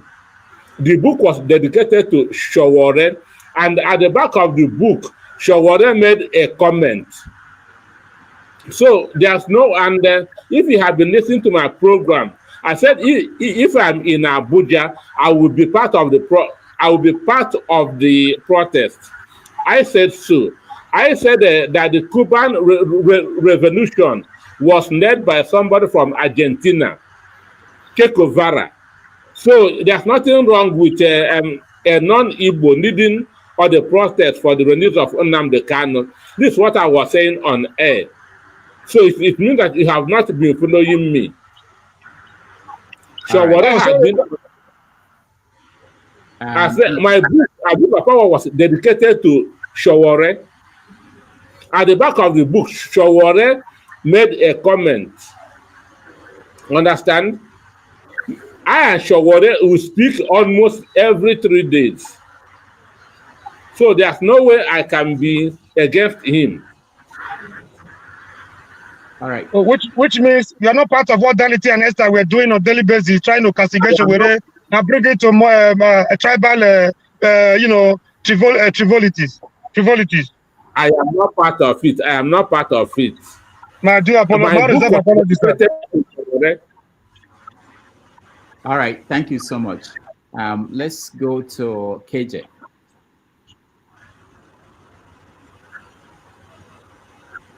KJ. Okay. Thank you so much, Dr. Rudolph. Thank you, Dr. Anosike. I don't have any question for you really, because I followed your broadcast and majority of your activities, and I started listening. Why you were speaking today. My only thing is that I was laughing because you were being very, very careful not to, come hard on the media in Nigeria that have just chosen to be on the part of government. Kind of regurgitate whatever government says. No more in-depth analysis. No more even looking at. I'll give an example of the case of Nnamdi Kanu. They go to the court, whatever the court hands to them, they just read it out. If the court said today Nnamdi Kanu came without clothes on, they will just write, so Nnamdi Kanu was in court today without clothes on. And nobody cares to go and say, okay, let us even check to see whether it is true. So, and then you have been in this media circle. My question would then be, if I really have any, is why does even the simple things, the very simple things, I give another example, the genocide issue, that even it is the media, and I'm sorry to mention them, one of these reporters in Arise News, which you referred to, with the nightly episode, was even defending when the secretary of the Middle Belt Forum was in the program. He was the one defending the position of the somebody who is in the place where this thing has been going on for more than 10 years. He is even defending that what the guy was saying is probably not correct because, there may be a reason. So I find it a bit irritating. So that's the right word. When the media goes to be the ones to read. I understand again the policy of saying government don't want you to discuss it, but you can allow the people, your guests, to air their view, since it's their view, and other than trying to tackle them and even trying to make whatever they're saying to sound, like it's not important and just their own idea. I appreciate the work you do. Sometimes I fear for you people, because I know it can be this thing. But if you have anything to say, I just want to appreciate you. It's not easy. I know it's not easy. You say and do, and you have family. I mean, the reason why I run now because of my family. I never ready to go. So, but you are very brave, and the way you tackle this issue, I want to thank you. Thank you, sir. Thank you so much. All right. Chim, you're next. Good day, Mr. Anosike. So is it Mr. or Dr. Anosike? Dr. Anosike. Dr. Anosike. Anyone. Yeah. All right, sir. I didn't watch you when you gave your expose, but I just joined when the question started. But I kind of have an idea where we are. So I have both a question and a comment, if I'm allowed. My question is this. Nigerians suddenly, everybody is screaming unity and conspiracy all over the place. So I keep hearing this conspiracy of an interference of the Western world, which is becoming the norm for us. We're reading one book or the other where there's someone is telling us how CIA is working or CIA is not working. But this is my question. One of the guys who was accused of this supposed coup against the current government, had been court-martialed in the army for selling ammunitions and vehicles and stuff like that. So is it possible that these drones that we say, or equipments, as it were, that Boko Haram has access to, that is willing saboteurs within the system selling or giving out national assets to be used against the nation? And it is not that it's any Western nation anywhere giving it to them. This is people in government willfully giving out what should be a national asset to be used against the nation. That's my question. Because I think, personally, I'm getting tired of pointing fingers at other people. Now, it now brings me to my comment, which ties into this. People won an election. And during elections, I know people always say, oh, this election was divisive. Elections are designed to be divisive. Once there is a division, two sets of people competing, it's divisive. It doesn't matter which part of the world you live in. Elections are divisive. It pitches one group against the other. So this comment I keep hearing is actually, I don't know what to define it. Elections will be divisive. What we expect is that after the elections have been won, the person who wins brings everybody together to say, okay, let's settle our swords. I am for everyone. We were in Nigeria in 2015. Somebody said he will not give people who gave him 7% as against, even though his math was wrong, there was a 95% versus 7% or whatever it was. 97.5. 97.5. Thank you, sir. Now, imagine that same person being in the saddle of office, for instance, and then a foreign nation wants to attack you, and he's now expecting the 7% to suddenly become patriotic and fight against the invasion. Because that's the same thing that is happening. Somebody won an election. He took it in bad faith that in what was supposed to be an enclave, he lost an election. And since then, he's been going on a decimation of the group he perceives is creating problem for him in that enclave. Suddenly now, I'm reading all over the Facebook and everywhere. people are saying Nigerians unite. How are you going to unite when you use your hand already to create a division within the same country that suddenly people are coming to fight? Please explain that to me, because I see people coming here and nobody is reasoning to say, you know what, we created our own problems. Dr. Anosike.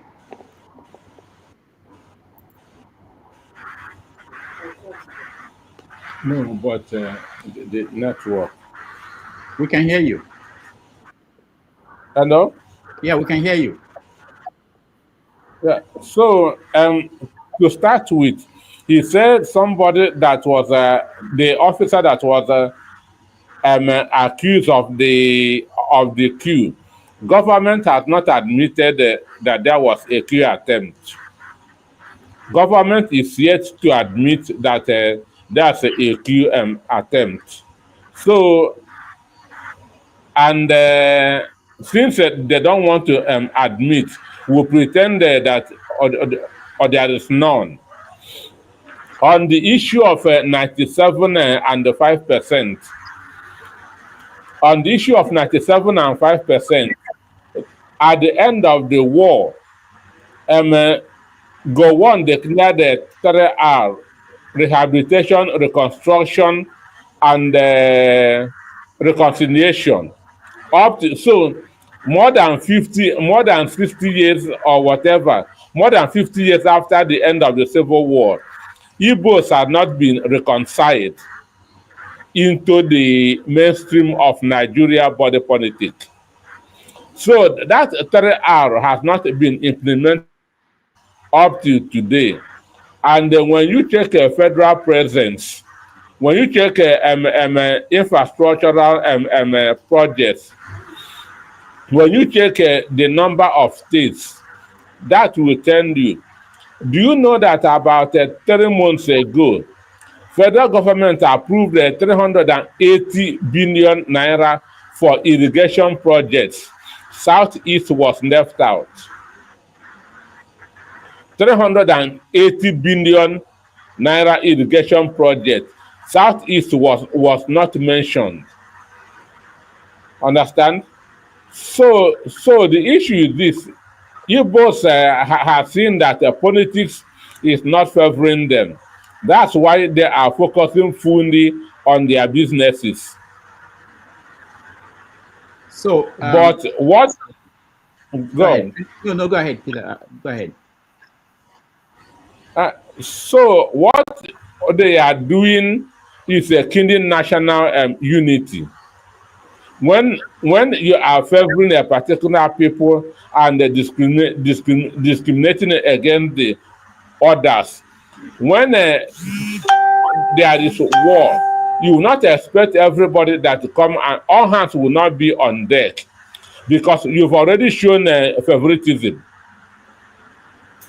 So that is it in a nutshell. All right, thank you, Dr. Anosike. I wanted to push back and say what you just said about the Southeast not being mentioned in that project.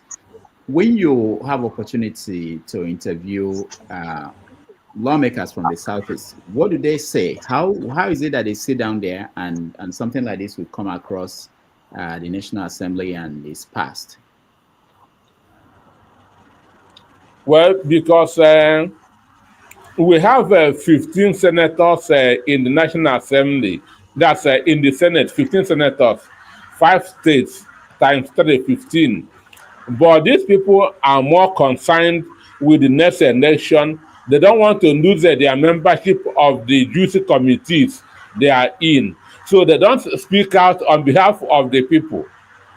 They don't speak out for the people. Imagine 380 billion naira irrigation project. Only Southeast was not there. It is only Engineer Abaribe that is making an attempt to speak for his people.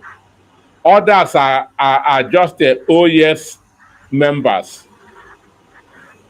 All right, thank you. Chris, you're next. Yeah, good evening. I don't know if you're hearing me. We can hear you. Yeah, okay. So You know, when one of the highlights of Babangida's book is that Nigerians are badly educated, and he fingered the journalist as one of those badly educated Nigerians. So, and each time I listen to most of the analysts on Nigerian televisions and all the radio stations, it seems to me the kind of the way they speak or they analyze seems to me to confirm what Babangida is saying. And then I'm asking, how much of it is due to lack of intellectual depth, and how much of it is due to stomach infrastructure that somebody mentioned here ago? I don't really understand a lot of things you said. Okay, what I'm trying to say is that journalists have been fingered as one of those that badly educated Nigerians. And when you look at the way they analyze things, take for instance, on issue for agitation or issue on ethnic nationalities, people always tend to say, "Oh, I'm detribalized. I'm not ethnic biased. I'm not this." In other claims, there are people they quote, some of these people that are ethnic bigots are called ethnic nationalists or called nationalists. Okay, so I am asking, the question I want to know is, if they do not understand, for instance, is it the reason why sometimes they try to go along with what the federal government or the government wants them to say? Is it due to the fact that they've been paid to say so, or is it because they do not understand the full meaning of what they are saying? So that they can disagree with what government is asking them to peddle along. Well, for me, everything starts with the owner of the media house, the political leaning, the mindset of the owner of the media house, because you cannot go against the philosophy of the owner of your principal. So that is where it started. As I said before, most of the media houses, I'm talking of the traditional media, are owned by politicians. And these politicians have vested interests. Those who are not owned by politicians, some of them are afraid that if they go against government, something bad will happen to them. So this is where it all starts. This is where it all starts. So talking about not being well educated, I don't want to agree with that, because I've not seen any journalist in Nigeria without at least a BSc. I've not seen. What I feel is the problem is their principal, the owner of the media houses. Why I'm able to speak is because the owner of VUP is not a politician, and he's not owing banks. Do you understand that? The owner of VUP is not a politician, and he's not owing any bank.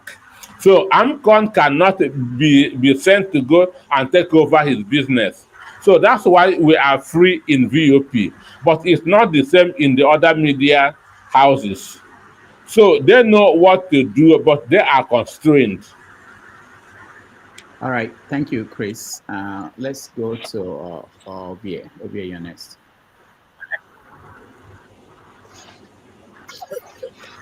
Anyway, thank you for giving me the. Doctor, I wanted to judge. I wanted to judge a book by its cover before now, but I said, okay, maybe I just see where I will get access to the book. And the first thing that I noticed when I ordered for the book on your preference, there was two quotes. Let me just be there. I don't know, say doctor will call me now. So one of the quote now from our own Bishop Geoffrey Onoha, that's the bishop, the Catholic bishop of Isuka Diocese. He said, "A nation is doomed when its leaders are no longer afraid of the reaction of the people." Now, talking about how democracy turned to tyranny of the few, that is the book. So then the next quote was that of a famous Greek philosopher, Socrates, who predicted a long time ago that democracy will fail. And in his exact words, he said, democracy must fail because it will try to tailor to everyone. And I'm kind of confused because you seem to agree with Socrates more than our own Geoffrey, which I believe his own definition is pretty much what democracy is all about. But we say you agree with Socrates because democracy will die because of his leniency. Again, that's so I'm kind of, so where do you stand? What is your own definition of democracy? Because I think that the definition of democracy that we seem to turn against each other. My understanding of democracy is that any system that actually caters for the majority is what democracy is about. But according to Socrates, it's as if that's not the way to go because they are scared of some few people taking advantage of that. While Honor seems to say it's about the people. The elected officials should be scared of the people. And when it's no longer like that, democracy has failed, which is pretty much what I understand and I believe in democracy. So where do you stand? Because this is coming from your book, by the way. Well, I stand with the bishop. In the democracy, those in government are holding power in trust. In trust, power belongs to the people. So those in government are just there as agents of the people. But as Secretary said, they are now abusing that power. So they are now abusing that power. They are now appropriating that power onto themselves to the extent that when the people want to make a demand, government will clamp down on them. So there's no conflict there. There's no conflict. Democracy is about the people, it's government of the people, by the people and for the people, but that's no more the case now. The power is being abused, power is being corrupted. Power is being abused. So what Honor has said is right. And what Socrates also said about people abusing democracy is also right. Because Socrates said that evil men will hijack democracy and will have the worst oligarchy that we have never seen before, which is what is happening as we speak everywhere in the world. All right. Thank you, Ovie. Let's go to Stay Humble. Your question or comment? Yeah, thank you very much. I joined late and I didn't listen to the whole interview but I have a question and some comments anyway. Yeah, so I don't agree really that the leaders of Nigeria are not afraid of the people, because we've seen several evidence shows that they're afraid of the people. We've seen them take frantic steps sometimes, do some things that are really stupid to try to allay fears, assuage the people, sometimes even add salt to the injury in the process. We saw what Red Amokri did the other day. So if you don't believe, if you still don't believe that they don't fear the people, that should actually make you believe, because they had to go to America.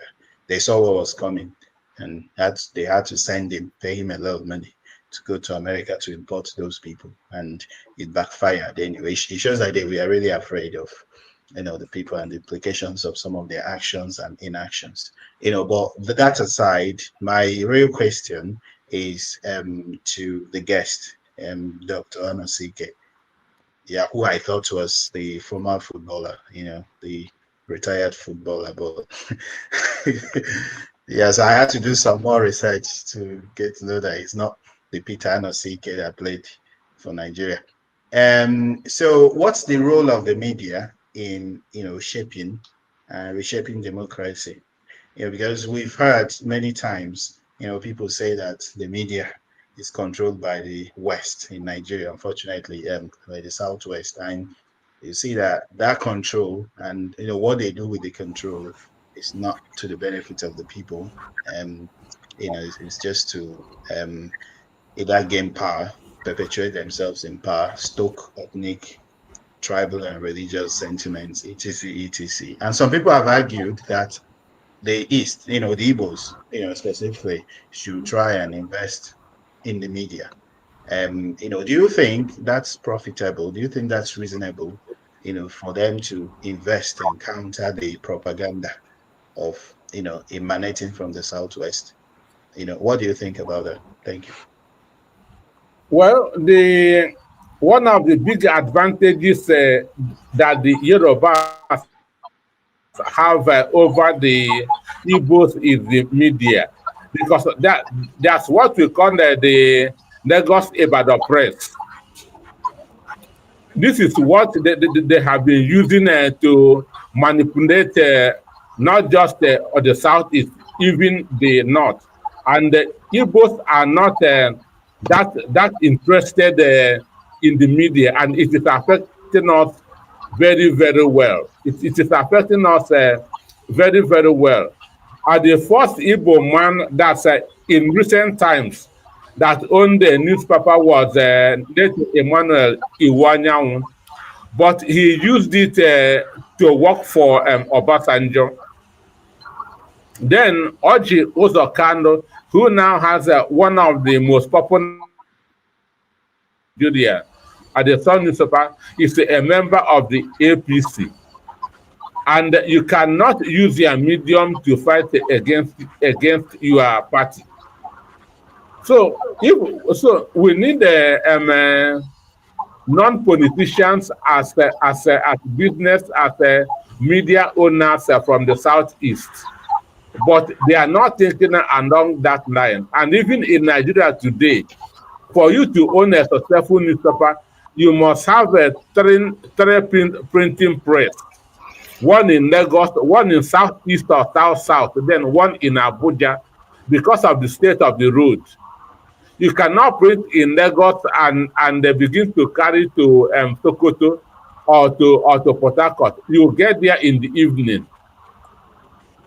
So media, the traditional media is very expensive to run. And a lot of Igbos are more concerned with their buying and selling than investing in the paper, in the media. And it is costing us a lot. It is costing us a lot. All right. Thank you. Stay humble. Mr. Anosike, let me ask you about books, your books. Where do people, apart from Amazon, where can people buy in Nigeria the books that you publish? Because publishing is another industry in Nigeria that is in trouble. So where do people get the books? Say someone wants to buy this in Lagos. Where would they find it? The hard copies. The hard copies are at VOP office, and the VOP office is a airport Golden Tulip Hotel, 42 Murtala Mohammed International Airport Road, Lagos. VOP office, Airport Golden Tulip Hotel, 42 Murtala Mohammed International Airport Road. That's where most of my books are on sale. Okay, thank you so much. For those who, of course, you can buy it on Amazon.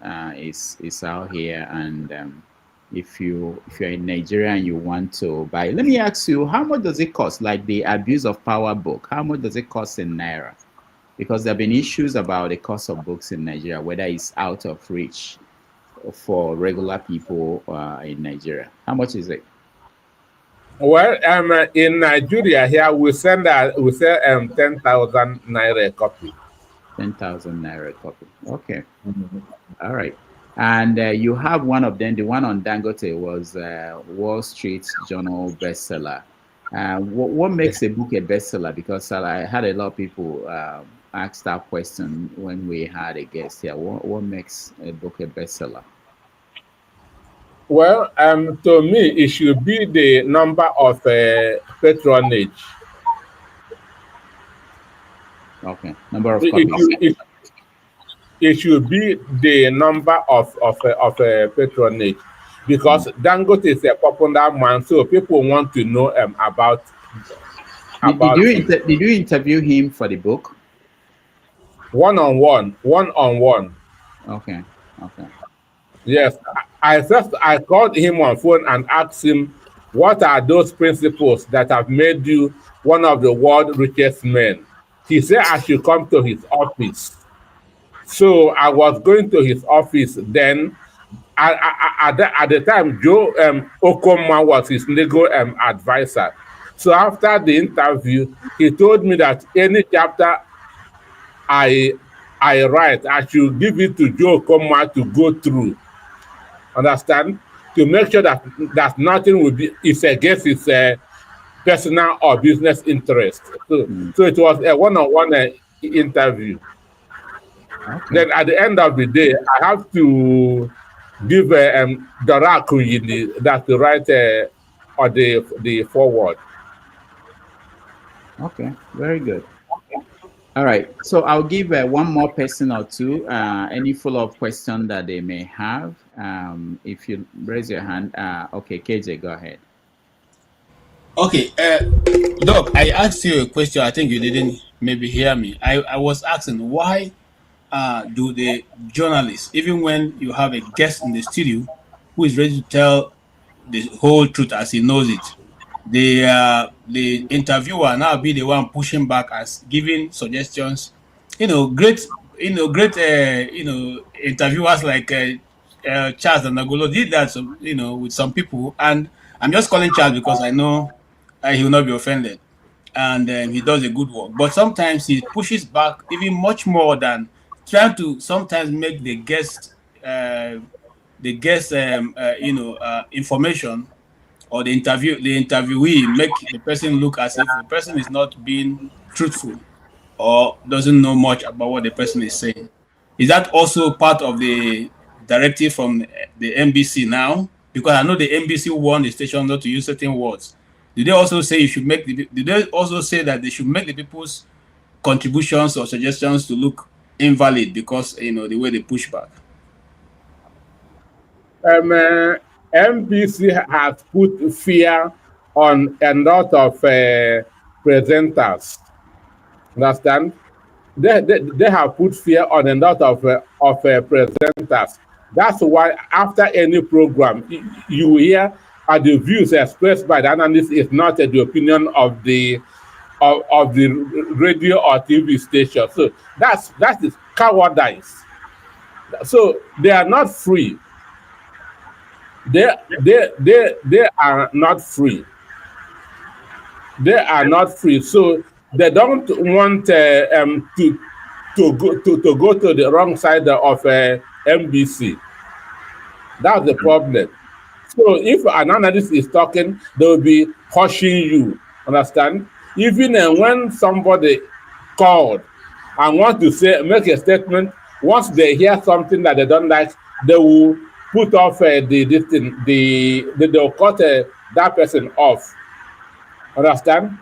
That's the fear that NBC has put on presenters.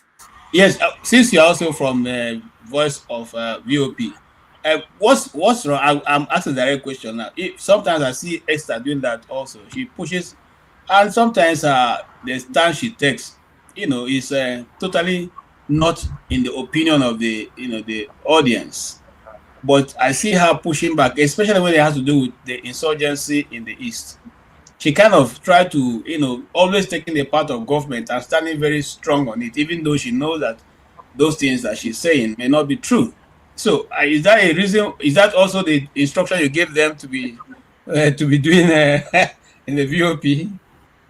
Not me, give them MBC, not me, MBC. Okay. It's not me, it's MBC. Okay. All right. One question from Omoyele, just one. You have to round up.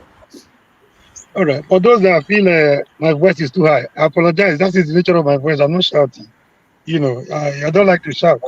It's just the nature of my voice. I apologize. And I don't drink, I neither smoke nor drink gogoro. So please, I'm not a wicked brother either. My last question is about the 2027.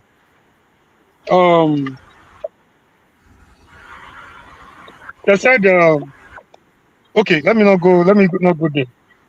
There is this people are afraid, especially the obedience. They are afraid that Peter Obi might not be on the ballot. And you just said Bill knows what he's doing. I also understand that he's a very smart man. But time is of the essence.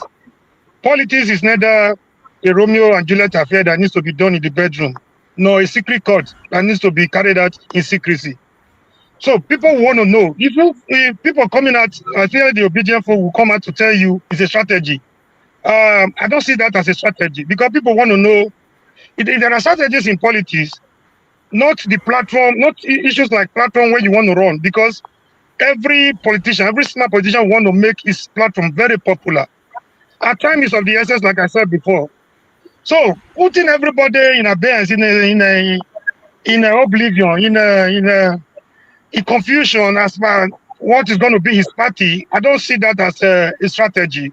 Having said that, I think, do you think the way things are going, do you really think that is a strategy, keeping the platform to his case on the 11th hour? Don't you think time will be running against him? And what happened the last time will end up repeating itself? And he might not be able to spread across the length and breadth of Nigeria, especially in the northern area. Because for now, it's assumed that we don't even have opposition. The main opposition we have today is Obi. And a lot of people don't want that obedient movement and the support just to die in natural death or to go into political oblivion just like that. Thank you. Okay. Well, Peter Obi said he would declare his platform after the Anambra State governorship election, which is next Saturday, November. Understand? So after next Saturday, Peter Obi will make an important announcement. He has been engaging, he has been consulting. Understand? So, but mind you, I'm not his spokesperson. Understand? But he said that he will make an important announcement after the Anambra State governorship election next Saturday. So let us exercise patience. All right, one last one from Stay Humble. Okay, thank you very much for this opportunity. Rare privilege, isn't it, to ask a follow-up question. Okay, so my question is about the recent happenings in Nigeria. Recently we've been inundated with news about some military coup, which I don't believe was ever planned. Yeah. So do you think, or don't you think that was staged? All staged to distract hungry Nigerians from the nagging problems, the sweltering poverty across the country. Don't you think that was just a staged distraction? What do you think about it? Okay, for Morui, I like to counter him. Really, we're not having conversation with panelists. We're talking to the guests. Okay, it's fine. Thank you. I'll All right, catch him Doctor. some other day. Well, Dr. Anosike. well, for me, they said that there's no attempted coup, but people are being arrested. As of yesterday, we heard that over 40 military officers have been arrested. So if there's no attempted coup, why are you arresting people? And some time ago, we heard that the Abuja residents of a former petroleum minister, state, Silva from Bayelsa, that his house was raided.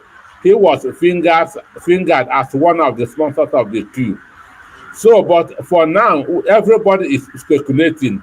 Nobody is really sure whether there's coup or not. So for me, I cannot say boldly there's a coup, and I cannot say there's no coup. That's my position. All right, thank you so much. As you give us your final thoughts, let me ask you this. I'm looking at the stories in the news. Ndume, Senator Ndume, told the federal government to send Akinyemi, I think Bolaji Akinyemi, Kingibe and Ayoko to come to America and defend Nigeria's image. Meanwhile, Sheikh Gumi is telling Tinubu to recall, to break ties with America and summon the U.S. ambassador to his office and question him about what Trump is doing. How do you read that? Well, I feel that the Senator Andy Ndume made more sense, because the three eminent personalities that he mentioned are people that Donald Trump can listen to, because we know that Tinubu has been avoiding Donald Trump for some time now. Tinubu did not attend the Onga. He sent his deputy to represent him. And Onga doesn't come to anybody by accident, because it is always in second Tuesday in September every year. But Tinubu was not there. And at the time, Naonu Akonde, the media aide to Oshiba just said that Tinubu avoided Onga because of embarrassment from Donald Trump. That was what Naonu Akonde said. So now, will he be bold enough that to go and meet Donald Trump? So that's why Anin Dume is now calling for people who he feel that Donald Trump may want to listen to, because of their antecedents or the positions that they have held. For Sheikh Gumi is somebody who ought to be in jail in the last 10 years, serving a maximum punishment. For what? Well, if you have been following his utterances, then the last one was that the military should stop provoking the bandits. Imagine that. Is that enough the to military, lock him up? Is that enough to lock him up? That the military should stop provoking bandits. Yeah. Is that enough to lock someone up? I know. I want to know. Because when we open the door for that, I can say something now that people may not like, and they will lock me up too. Anyway, well, for me, while you give us your final thought, let me also mention that Mike Arnold, I don't know how that guy became an issue in Nigeria, came out and said that Tinubu's response to Trump is deaf, dumb, blind, and suicidal.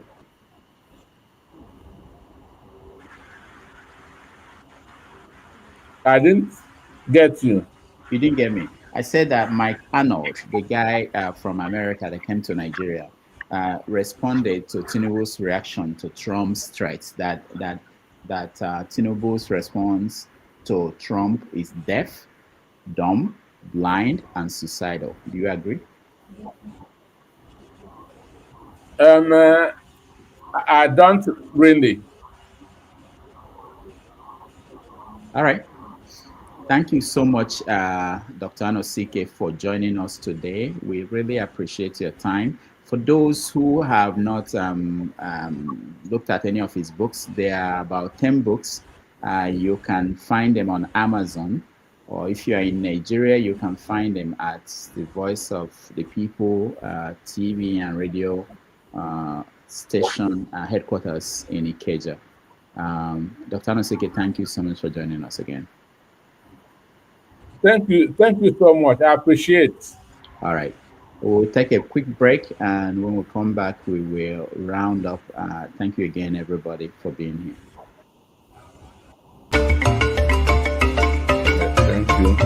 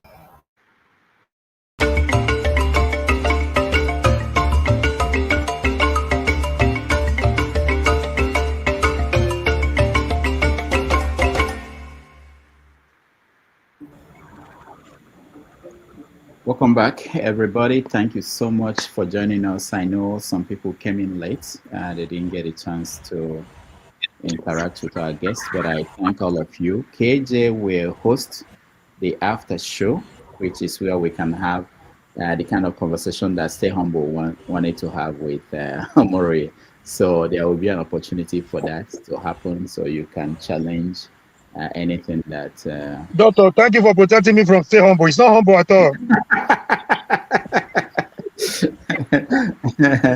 Yeah. So, yeah, we will, you'll have opportunity to have that interaction about what the guests said and what other people said.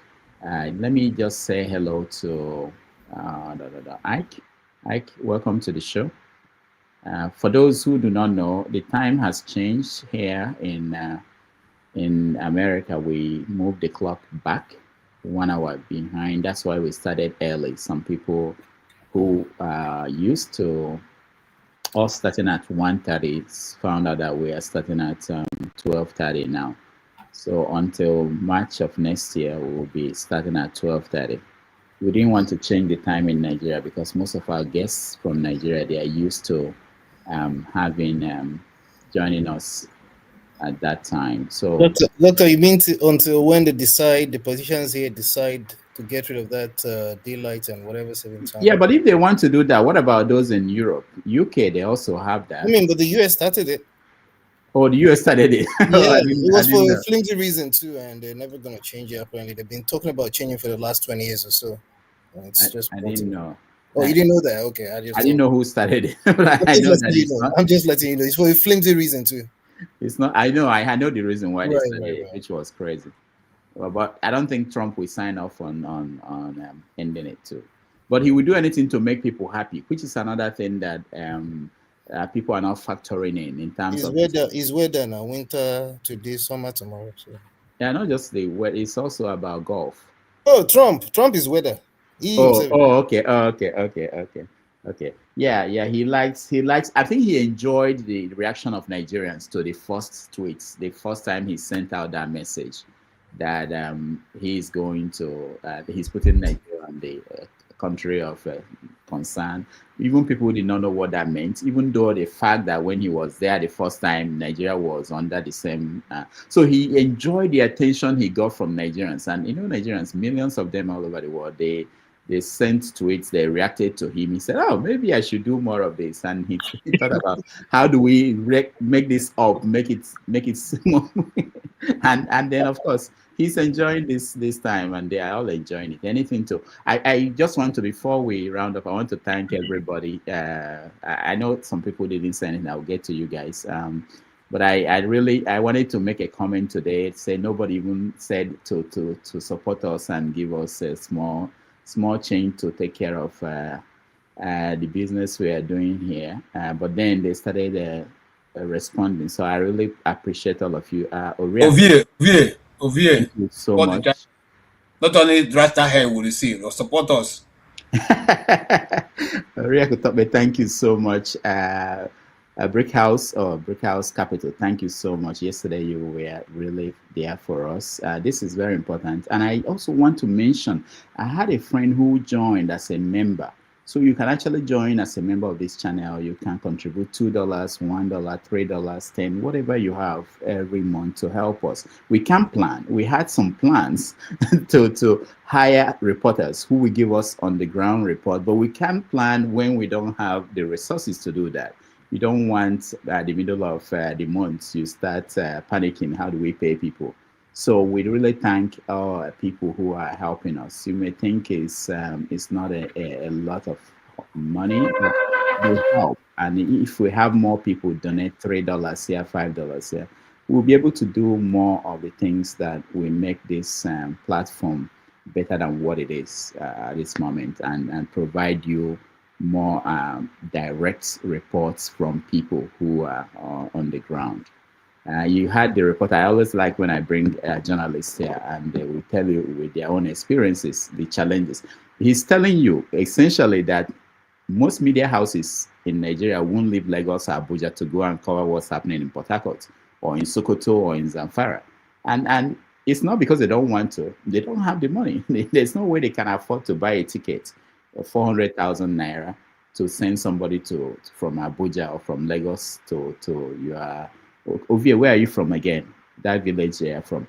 To send somebody to Ovie's village and then pay for hotel and feed them for 1 day or two, and then fly them back to Lagos or Abuja because something happened in Ovie's village. So they can't afford to do that, and that reflects on the quality of the stories we get, the news.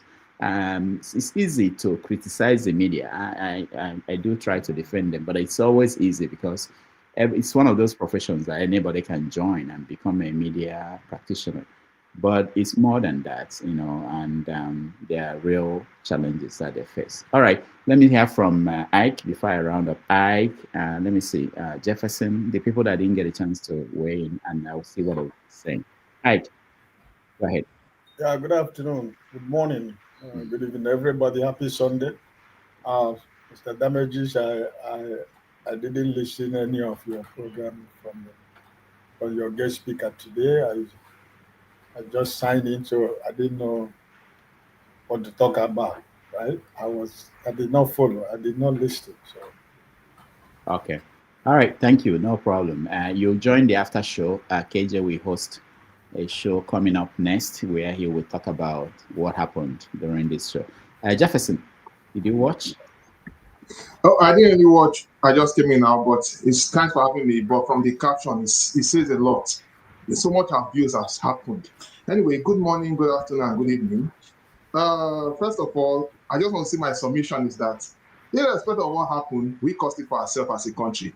You know, we took a lot of things for granted, and now everybody is now trying to talk about how sovereign Nigeria is, taking away our sovereignty. And I'm like, where the hell was the sovereignty when they were doing all that nonsense?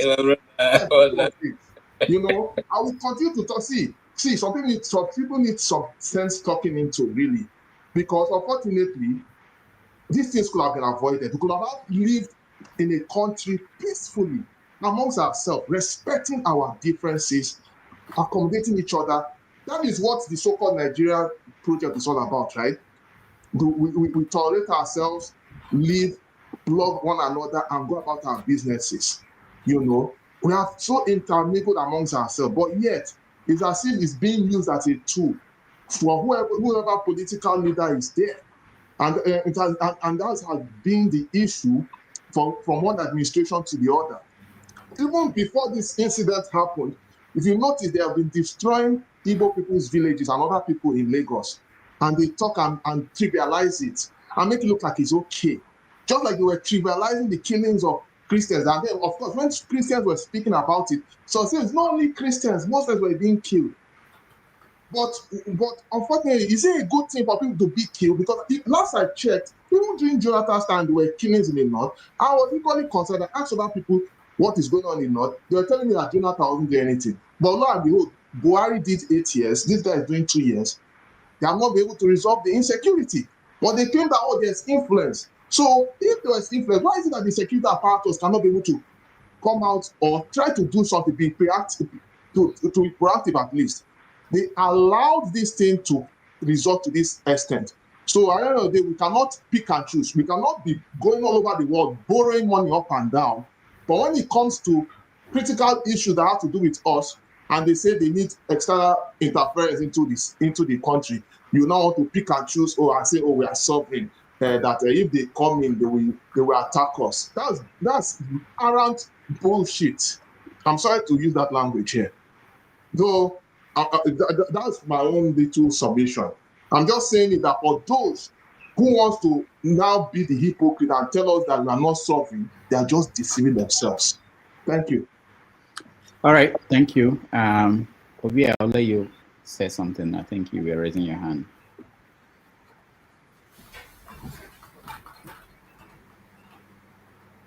Sorry, Jefferson. We cannot hear you. Thank you. Nigerians who do that kind of thing, emergency patriots. They are patriotic by emergency. Exactly. Thank you, my brother. All right. One more person, and then we will go. Obi is maybe he's smoking something or so. Pansat, go ahead. Unmute yourself, Pansat. Are you on a mountain again? Maybe you're about to start a church there. We don't know. Rudolph, you planned that, right? I planned what? What happened to Pansat now? No, I didn't plan anything. Pansat, where are you? This is how he comes here every day now. Rudolph, can you allow a counter narrative before you close? From where? From me. All right, go ahead. I'm the one that you marginalized earlier. Oh, okay, go ahead. Okay. So again, there's always going to be varied opinions, and having one opinion doesn't help any one of us. I say this to say that nobody has all of the modicum of knowledge. There's always going to be counter narratives, and there's always going to be analytics to back it up, irrespective. as much as I align with the narrative that, as a matter of fact, let me go this way. They say, the English say, two things can be right at the same time. You can walk and you can do the thing at the same time, and the two things can be right at the same time, right? As much as we have internal issues, just like every other country, well documented, and we've truly not solved it. No thanks to the leaders, and even in a lot of cases, the followers can be saboteurs too, whether inter-religious, intra-religious, or what have you. Now, a lot of what's happening is valid. Some of us, like myself, it's not even a matter of whether I'm detribalized or not. I've said it over and over again, that there are things that would happen even within my ethnic that may happen from Yoruba people or Yoruba person like Tinubu that's there right now that I'll criticize. I don't even like him. It's not everybody that can do that. And I'm not saying it because I want to be friends with anybody. I just want to be clear on that. My point of deviation is, and this has nothing to do with sentiments, but because just like a lot of us, I've been affected in some ways as well, deeper than some people would know. I lost a brother as well because of stupidity of a lot of things that's going on in Nigeria.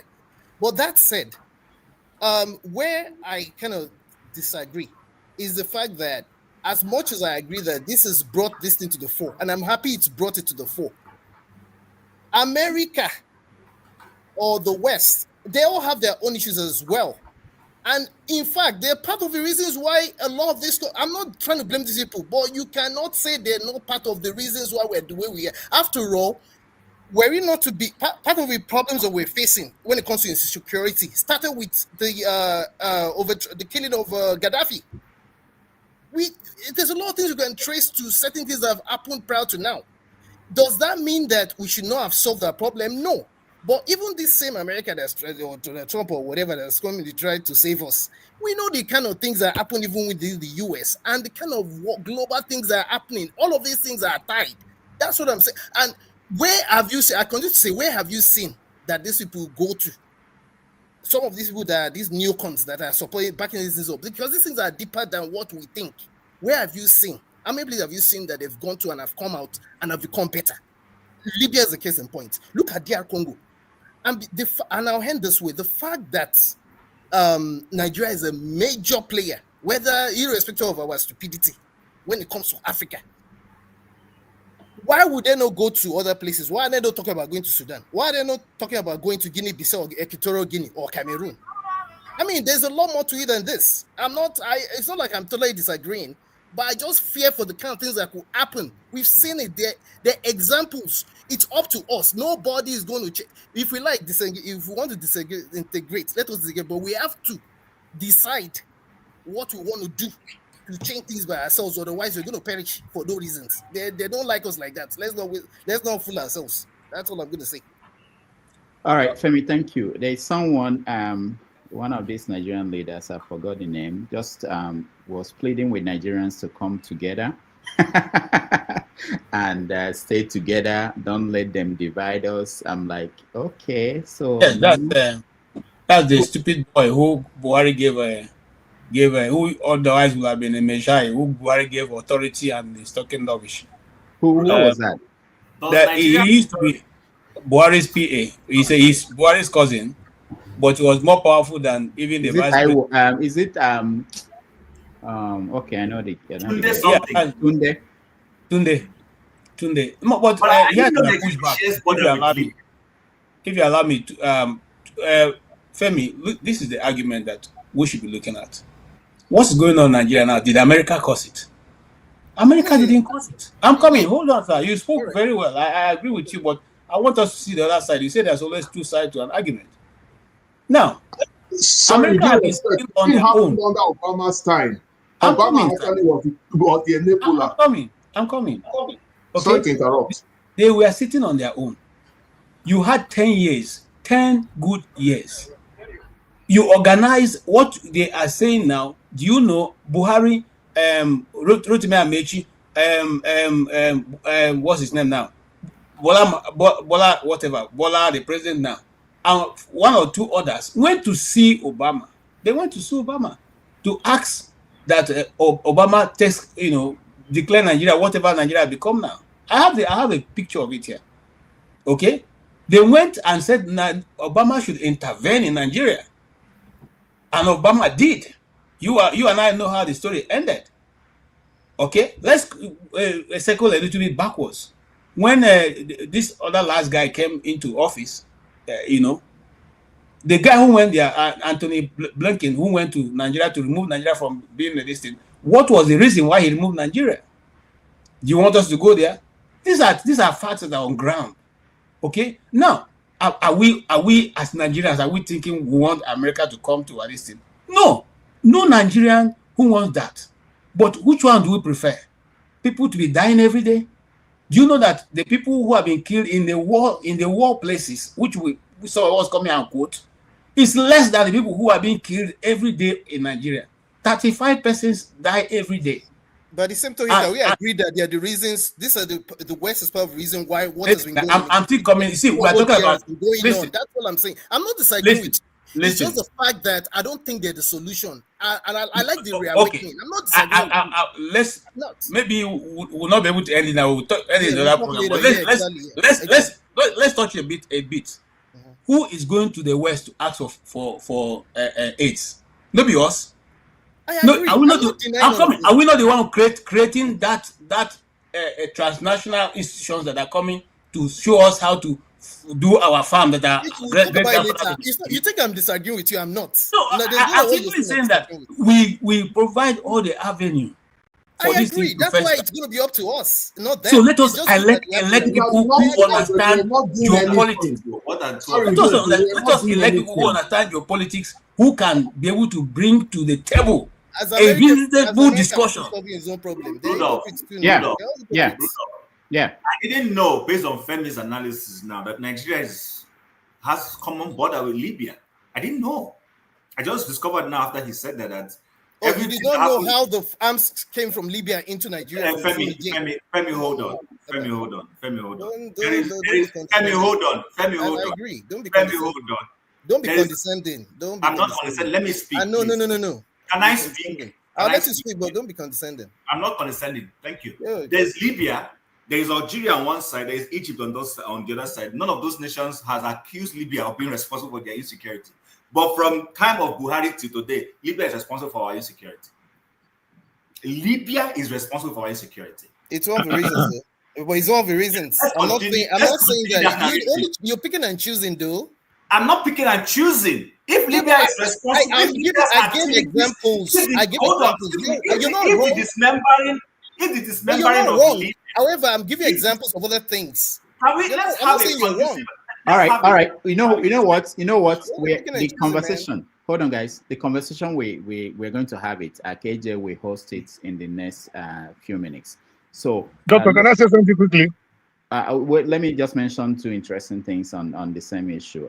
We have a general in Nigeria. His name is FFK, Femi Fani-Kayode. He just sent out a message. He warned Donald Trump do your worst.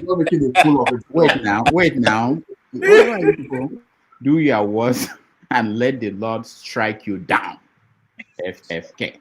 In America, a general by the name of the Minister for Defense, the Secretary of War, told the President Trump that we are ready for action in Nigeria. So it's heating up, and I hope everybody will go over to the next. Omori talk, I beg.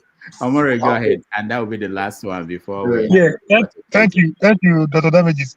Please, valid arguments on both sides, very, very valid. But let's not die in their war. See, plus left and right, Nigerians will not benefit anything because Donald Trump and this idiot we have as a political leader, they have something in common: transaction.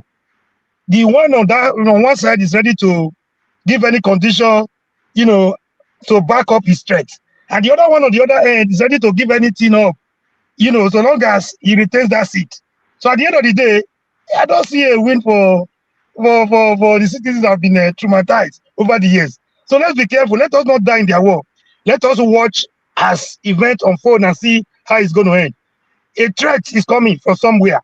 The man wants everything, interest is involved. political, economic, and whatever interest is involved, no doubt. But then, can we continue to blame the failure of our leadership on what? I mean, we have given them the right to do whatever they want to do to us. We're supposed to be a sovereign nation. But we have thrown our sovereignty to the dustbin. So you blaming people for threatening us to get what they want from us. Both of them are businessmen. Nigerians will be worse off for it. Thank you. All right. Can I just add something to what Comrade said, please? Okay, go ahead. Go ahead. Support him.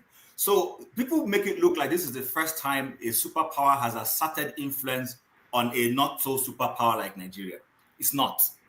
When Obasanjo was in office, the one good thing before now that our governments have done is that we have refused to allow the Americans have a foot on our ground in terms of having this military base. It has succeeded so far.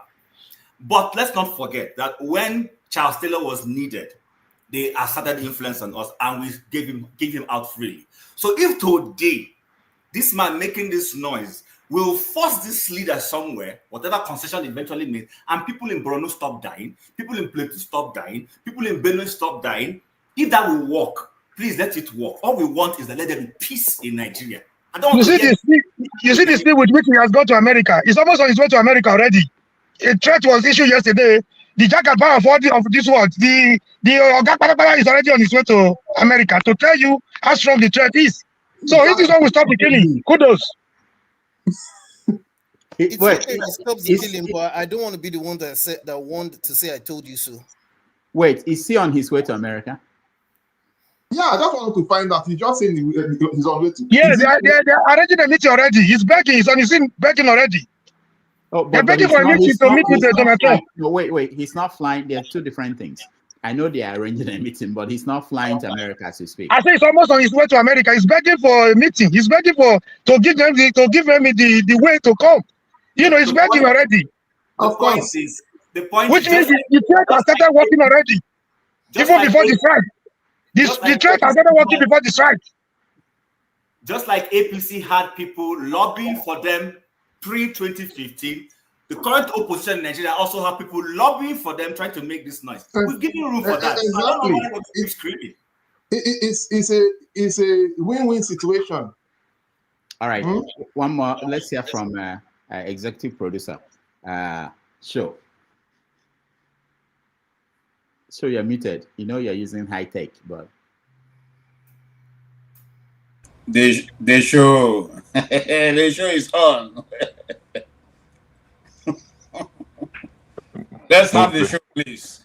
No vex, my IT issues. I shouldn't say that, but Show, good to see you. That was a good on the mic. Good evening, Rudolph. Good evening, everyone. I was rushing to join. It's very busy. Sunday nights, preparing for work, the children and all of that. But I was like, I need to join this thing. Because last night, I missed Father. Well, I didn't miss it. I don't usually watch it because it's quite long. But this morning I woke up and I watched the last 2 or 3 hours. And I found it quite interesting, the conversations. And I thought, oh, why did I sleep? I would have loved to join. I saw him, joined, and they welcomed you like a like a lost long brother. Quite interesting topic. This America, Trump, putting boots on ground and all these things. While I've listened to many people, I think both sides have valid points. And when I speak, you probably see me lean to this side and lean to this side based on the way I'll just talk about it in the next 3-5 minutes. But something that I picked out from listening to our people on this channel is, in an attempt to win arguments, we use words, probably because it's not English, it's not our first language. We tend to insult each other a lot, or one another. You're delusional, you're naive. I mean, how do you talk to another grown man and say he's naive because he has a different political opinion or he views things differently? Different people have different experiences. So even in your attempt to educate them or to win them over, except our goal is not to educate and work together. And I'm not saying, walk around like fairies around each other. We are men, we can talk to each other, but it doesn't have to be rude. Maybe that's the way you talk in America. On this side, we're gentlemen.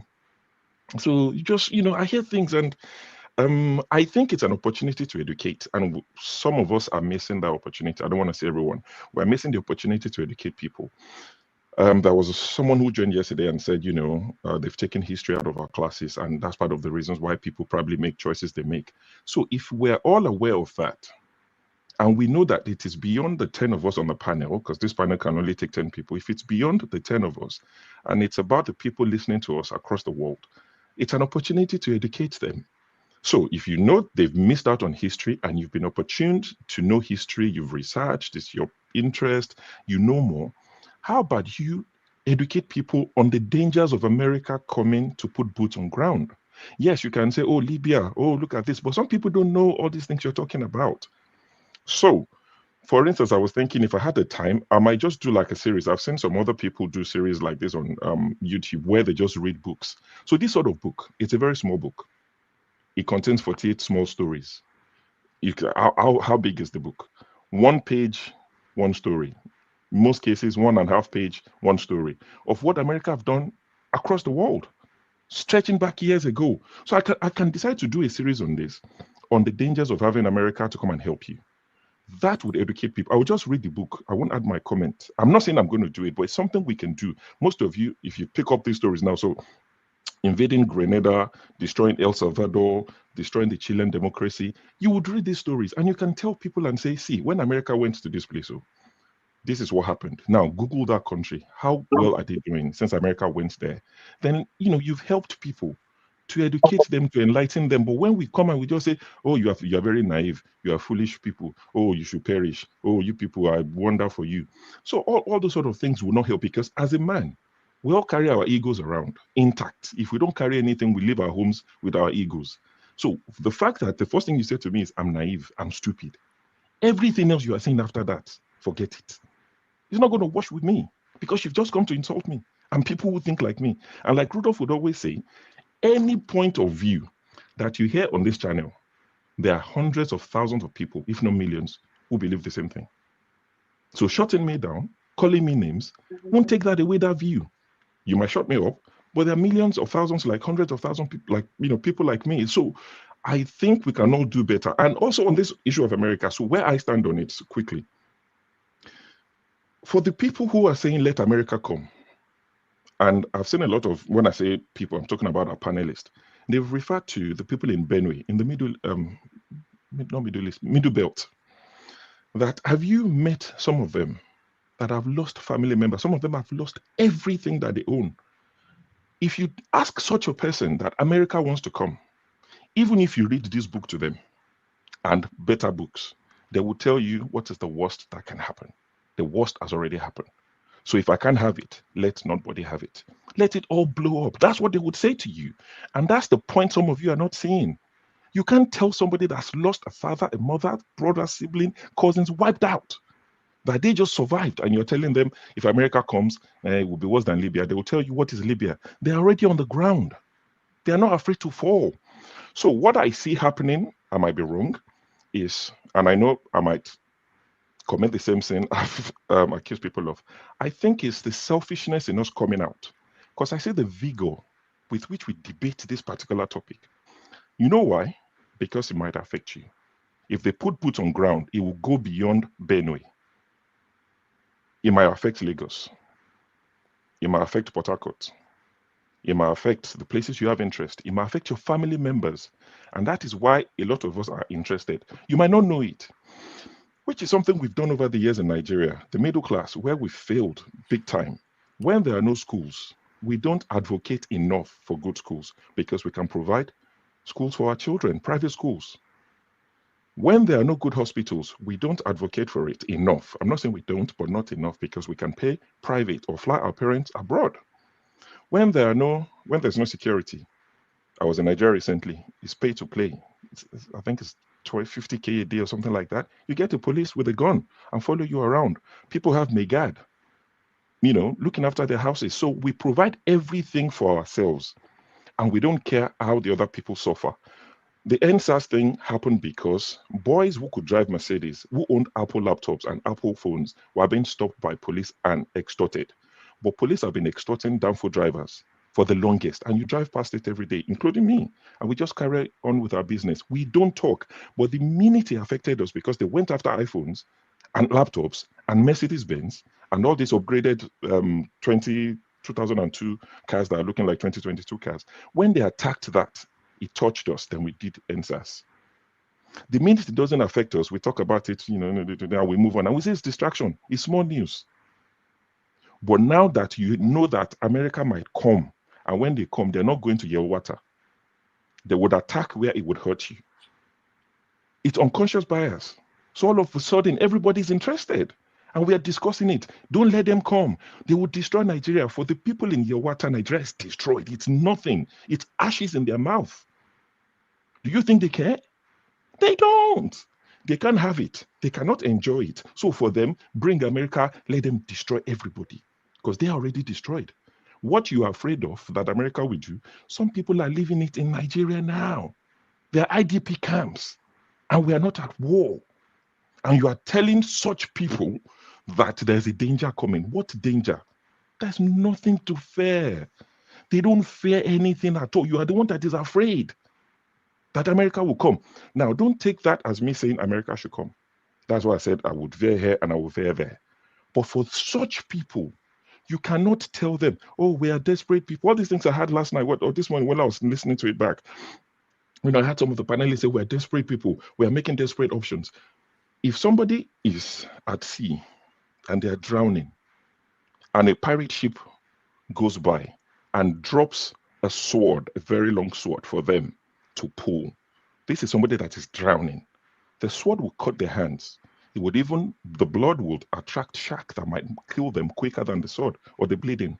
But do you think they would think about it and say, it's a sword, I'm not going to hold it, let me just drown? They know it's a sword, but they would hold on to it, hoping that it would save them. You won't think and say, this is a sword, let me wait, something else will come. You're drowning. You're at sea. So that's the situation. That's the reality of thousands of Nigerians. And let me end on this. Why is this annoying Nigerians? More than it annoyed them when Jonathan said to Obama, we are the most populous black nation in the world. Solve our insecurity problem, and you solve the insecurity problem of the black race. Jonathan said that as the president of Nigeria to Obama. Obama looked stunned, like, is this man crazy? Your current NSA, Nuhu Ribadu, after he took office, he said to Igbo man, I sent that video to forefathers, he played it when it happened, and he almost lost his mind, because things like that annoy him. Nuhu Ribadu, National Defense Security Advisor, whatever his title is, he told Igbo men, he said, come and help us so that we can live like normal human beings. We want to live like normal human beings. Come and help us end insecurity. And they've answered your call. And you are blaming people on Twitter that they invited America. I don't want to say rude things. I'm at the point of saying rude things. Nuhu Ribadu invited them. Do you know his position? He told them, come and help us. We want to live like normal human beings. And all of a sudden, you're blaming people on Twitter. No, you invited them. They've answered the call. Go to Nuhu Ribadu and cry. Don't blame the small guy. We are so fond of finding the small guy to blame. Somebody who steals chicken, you kill him. The same politician that caused the poverty, the hardship, will drive by, you hail him. What is the problem? Go for the source of the problem. I don't want America and Nigeria. No. I know enough. I'm not like JD. I don't know geopolitics like that. But I know enough to know that it won't end well. But that is a selfish point of view. For some people, they want to blow everything up. If I can't have it, you shouldn't have it. What are they going to steal in Zamfara? That the poor boy in Zamfara would. What difference does it make to him if it's America taking it or the Nigerian people, politicians taking it? It doesn't matter. I can't have it. Let nobody have it. And I would sign up for that if I was in their shoes. Let us blow up everything so that nobody has anything. But because it will come near you, Lagos, Port Harcourt, Kaduna, all your refineries, your pretty things, your land, your house, Magodu, Lekki, phase 1, phase 3. It would affect all of it. And that's why you're worried.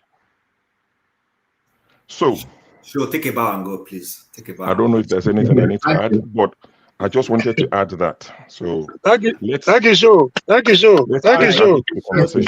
A good way to end the program. Yeah. Thank you so much, Sho, and we appreciate you. And everybody can go over to the next, which is where you can have a further conversation. I want to thank all those that came in today and join us. Thank you, Sho. Thank you, CM is here. Okay, CM, I'm so sorry. Thank you, Chim. Thank you, CM. Thank you, Ernest. Thank you, Chris. Thank you. Let's see. Thank you, Femi. Thank you, Jefferson. Thank you, Ike. Comrade, Omori, thank you. Ovie, thank you so much. I really have to run, but I appreciate everybody. Those that supported us, thank you so much, Jaja. And I will see you next Saturday with our normal, have your say 247. And a new guest for Sunday. I don't have anybody yet at this point, but we are going to have a new guest on Sunday.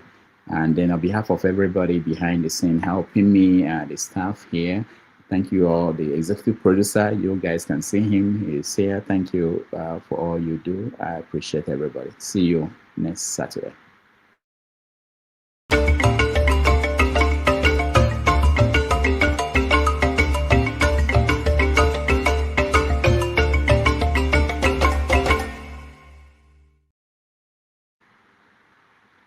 For Nigerians who are excited that Trump is coming to save their ugly behind. How did Asari Dokubo say it? You are a woman. You are a mumu woman. All of you. You see, Trump doesn't give a damn about you or your disgraced shithole country. Trump doesn't care. The earlier you get that into your blockheads, the better for you. Yes. What Trump did in the last few days was to execute a perfect coup in Nigeria. Write it down. The West had always loved that President Bola Ahmed Tinubu grabbed and snatched his way to the presidency of Nigeria. They loved it. Yes. As someone so compromised by his past life in Chicago, they loved that he will be a good boy. Or else, they will open book for him. Hey, you don't want that to happen. Tinubu does not want that to happen. So far, Tinubu had been a good boy. His assigned handler, Emmanuel Macron, the president of France, had been impressed. He has been saying good things about Tinubu to leaders in Western capitals. But recently, since Trump came back to the White House, Trump, like Oliver Twist, wanted some more. He wanted some more from Tinubu. Trump wanted the gold in Zamfara. You know, he likes gold. And the rare minerals in the northern part of Nigeria. Trump also wanted a piece of that gas pipeline to Europe. It is a very important part of the plan to contain China and Russia. You know? So what did Trump do? Trump simply asked what his Justice Department has on Tinubu. What do you guys have on him? And the files landed, quite a lot. Trump was offered Tinubu's balls on a platter of gold. Squeeze it and he will jump as high as you want him to. And trust Trump. He loves to grab them and squeeze them. But there was a small problem. To make the plan work efficiently, effectively, Trump needs to persuade the American people to buy into it.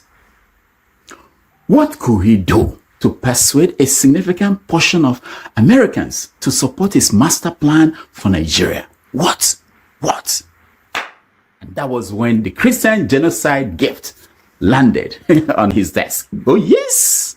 Trump saw the pictures. No, not the ones that Catholic bishops took to Washington, D.C. No, not that one. No, not the ones that IPOB members shared on Truth Socials. No. Trump saw the raw footage from U.S. drones flying over Benue, Plateau, Kaduna, Adamawa, and other killing fields in Nigeria. He saw them. He saw the killings, the burial. That was all that Trump needed to strike. The Christian genocide was a perfect gift. It assured Trump of the support of millions of Americans and Nigerians at the same time. A perfect coup. That is what it's all about. If you doubt it, go and read the act of the deal. Unfortunately, you people don't read. You don't read. Here is what will happen next. Yeah, because we are moving on. This is what will happen next. Tinubu will lobby until he gets his way to meet Trump. It's already happening. With Trump holding him by the balls, Tinubu will sign whatever deal Trump places in front of him. Anything, he will sign. Just like Zelensky did. And Trump and Tinubu will all smiles come out in front of the media and smile and shake hands. And Tinubu will return home claiming victory, while his tail has been chopped off a bit. If Trump really wants to help his beautiful Nigerian Christians, he should simply give them a visa and a green card to move to the United States. The same way he's giving visas to white South African farmers. Imagine the kind of hero Trump will become if he relocates all Nigerian Christians to the US and leaves that shithole country for Muslims to inherit. Imagine that. Now, that is how you know someone who cares. Nonsense.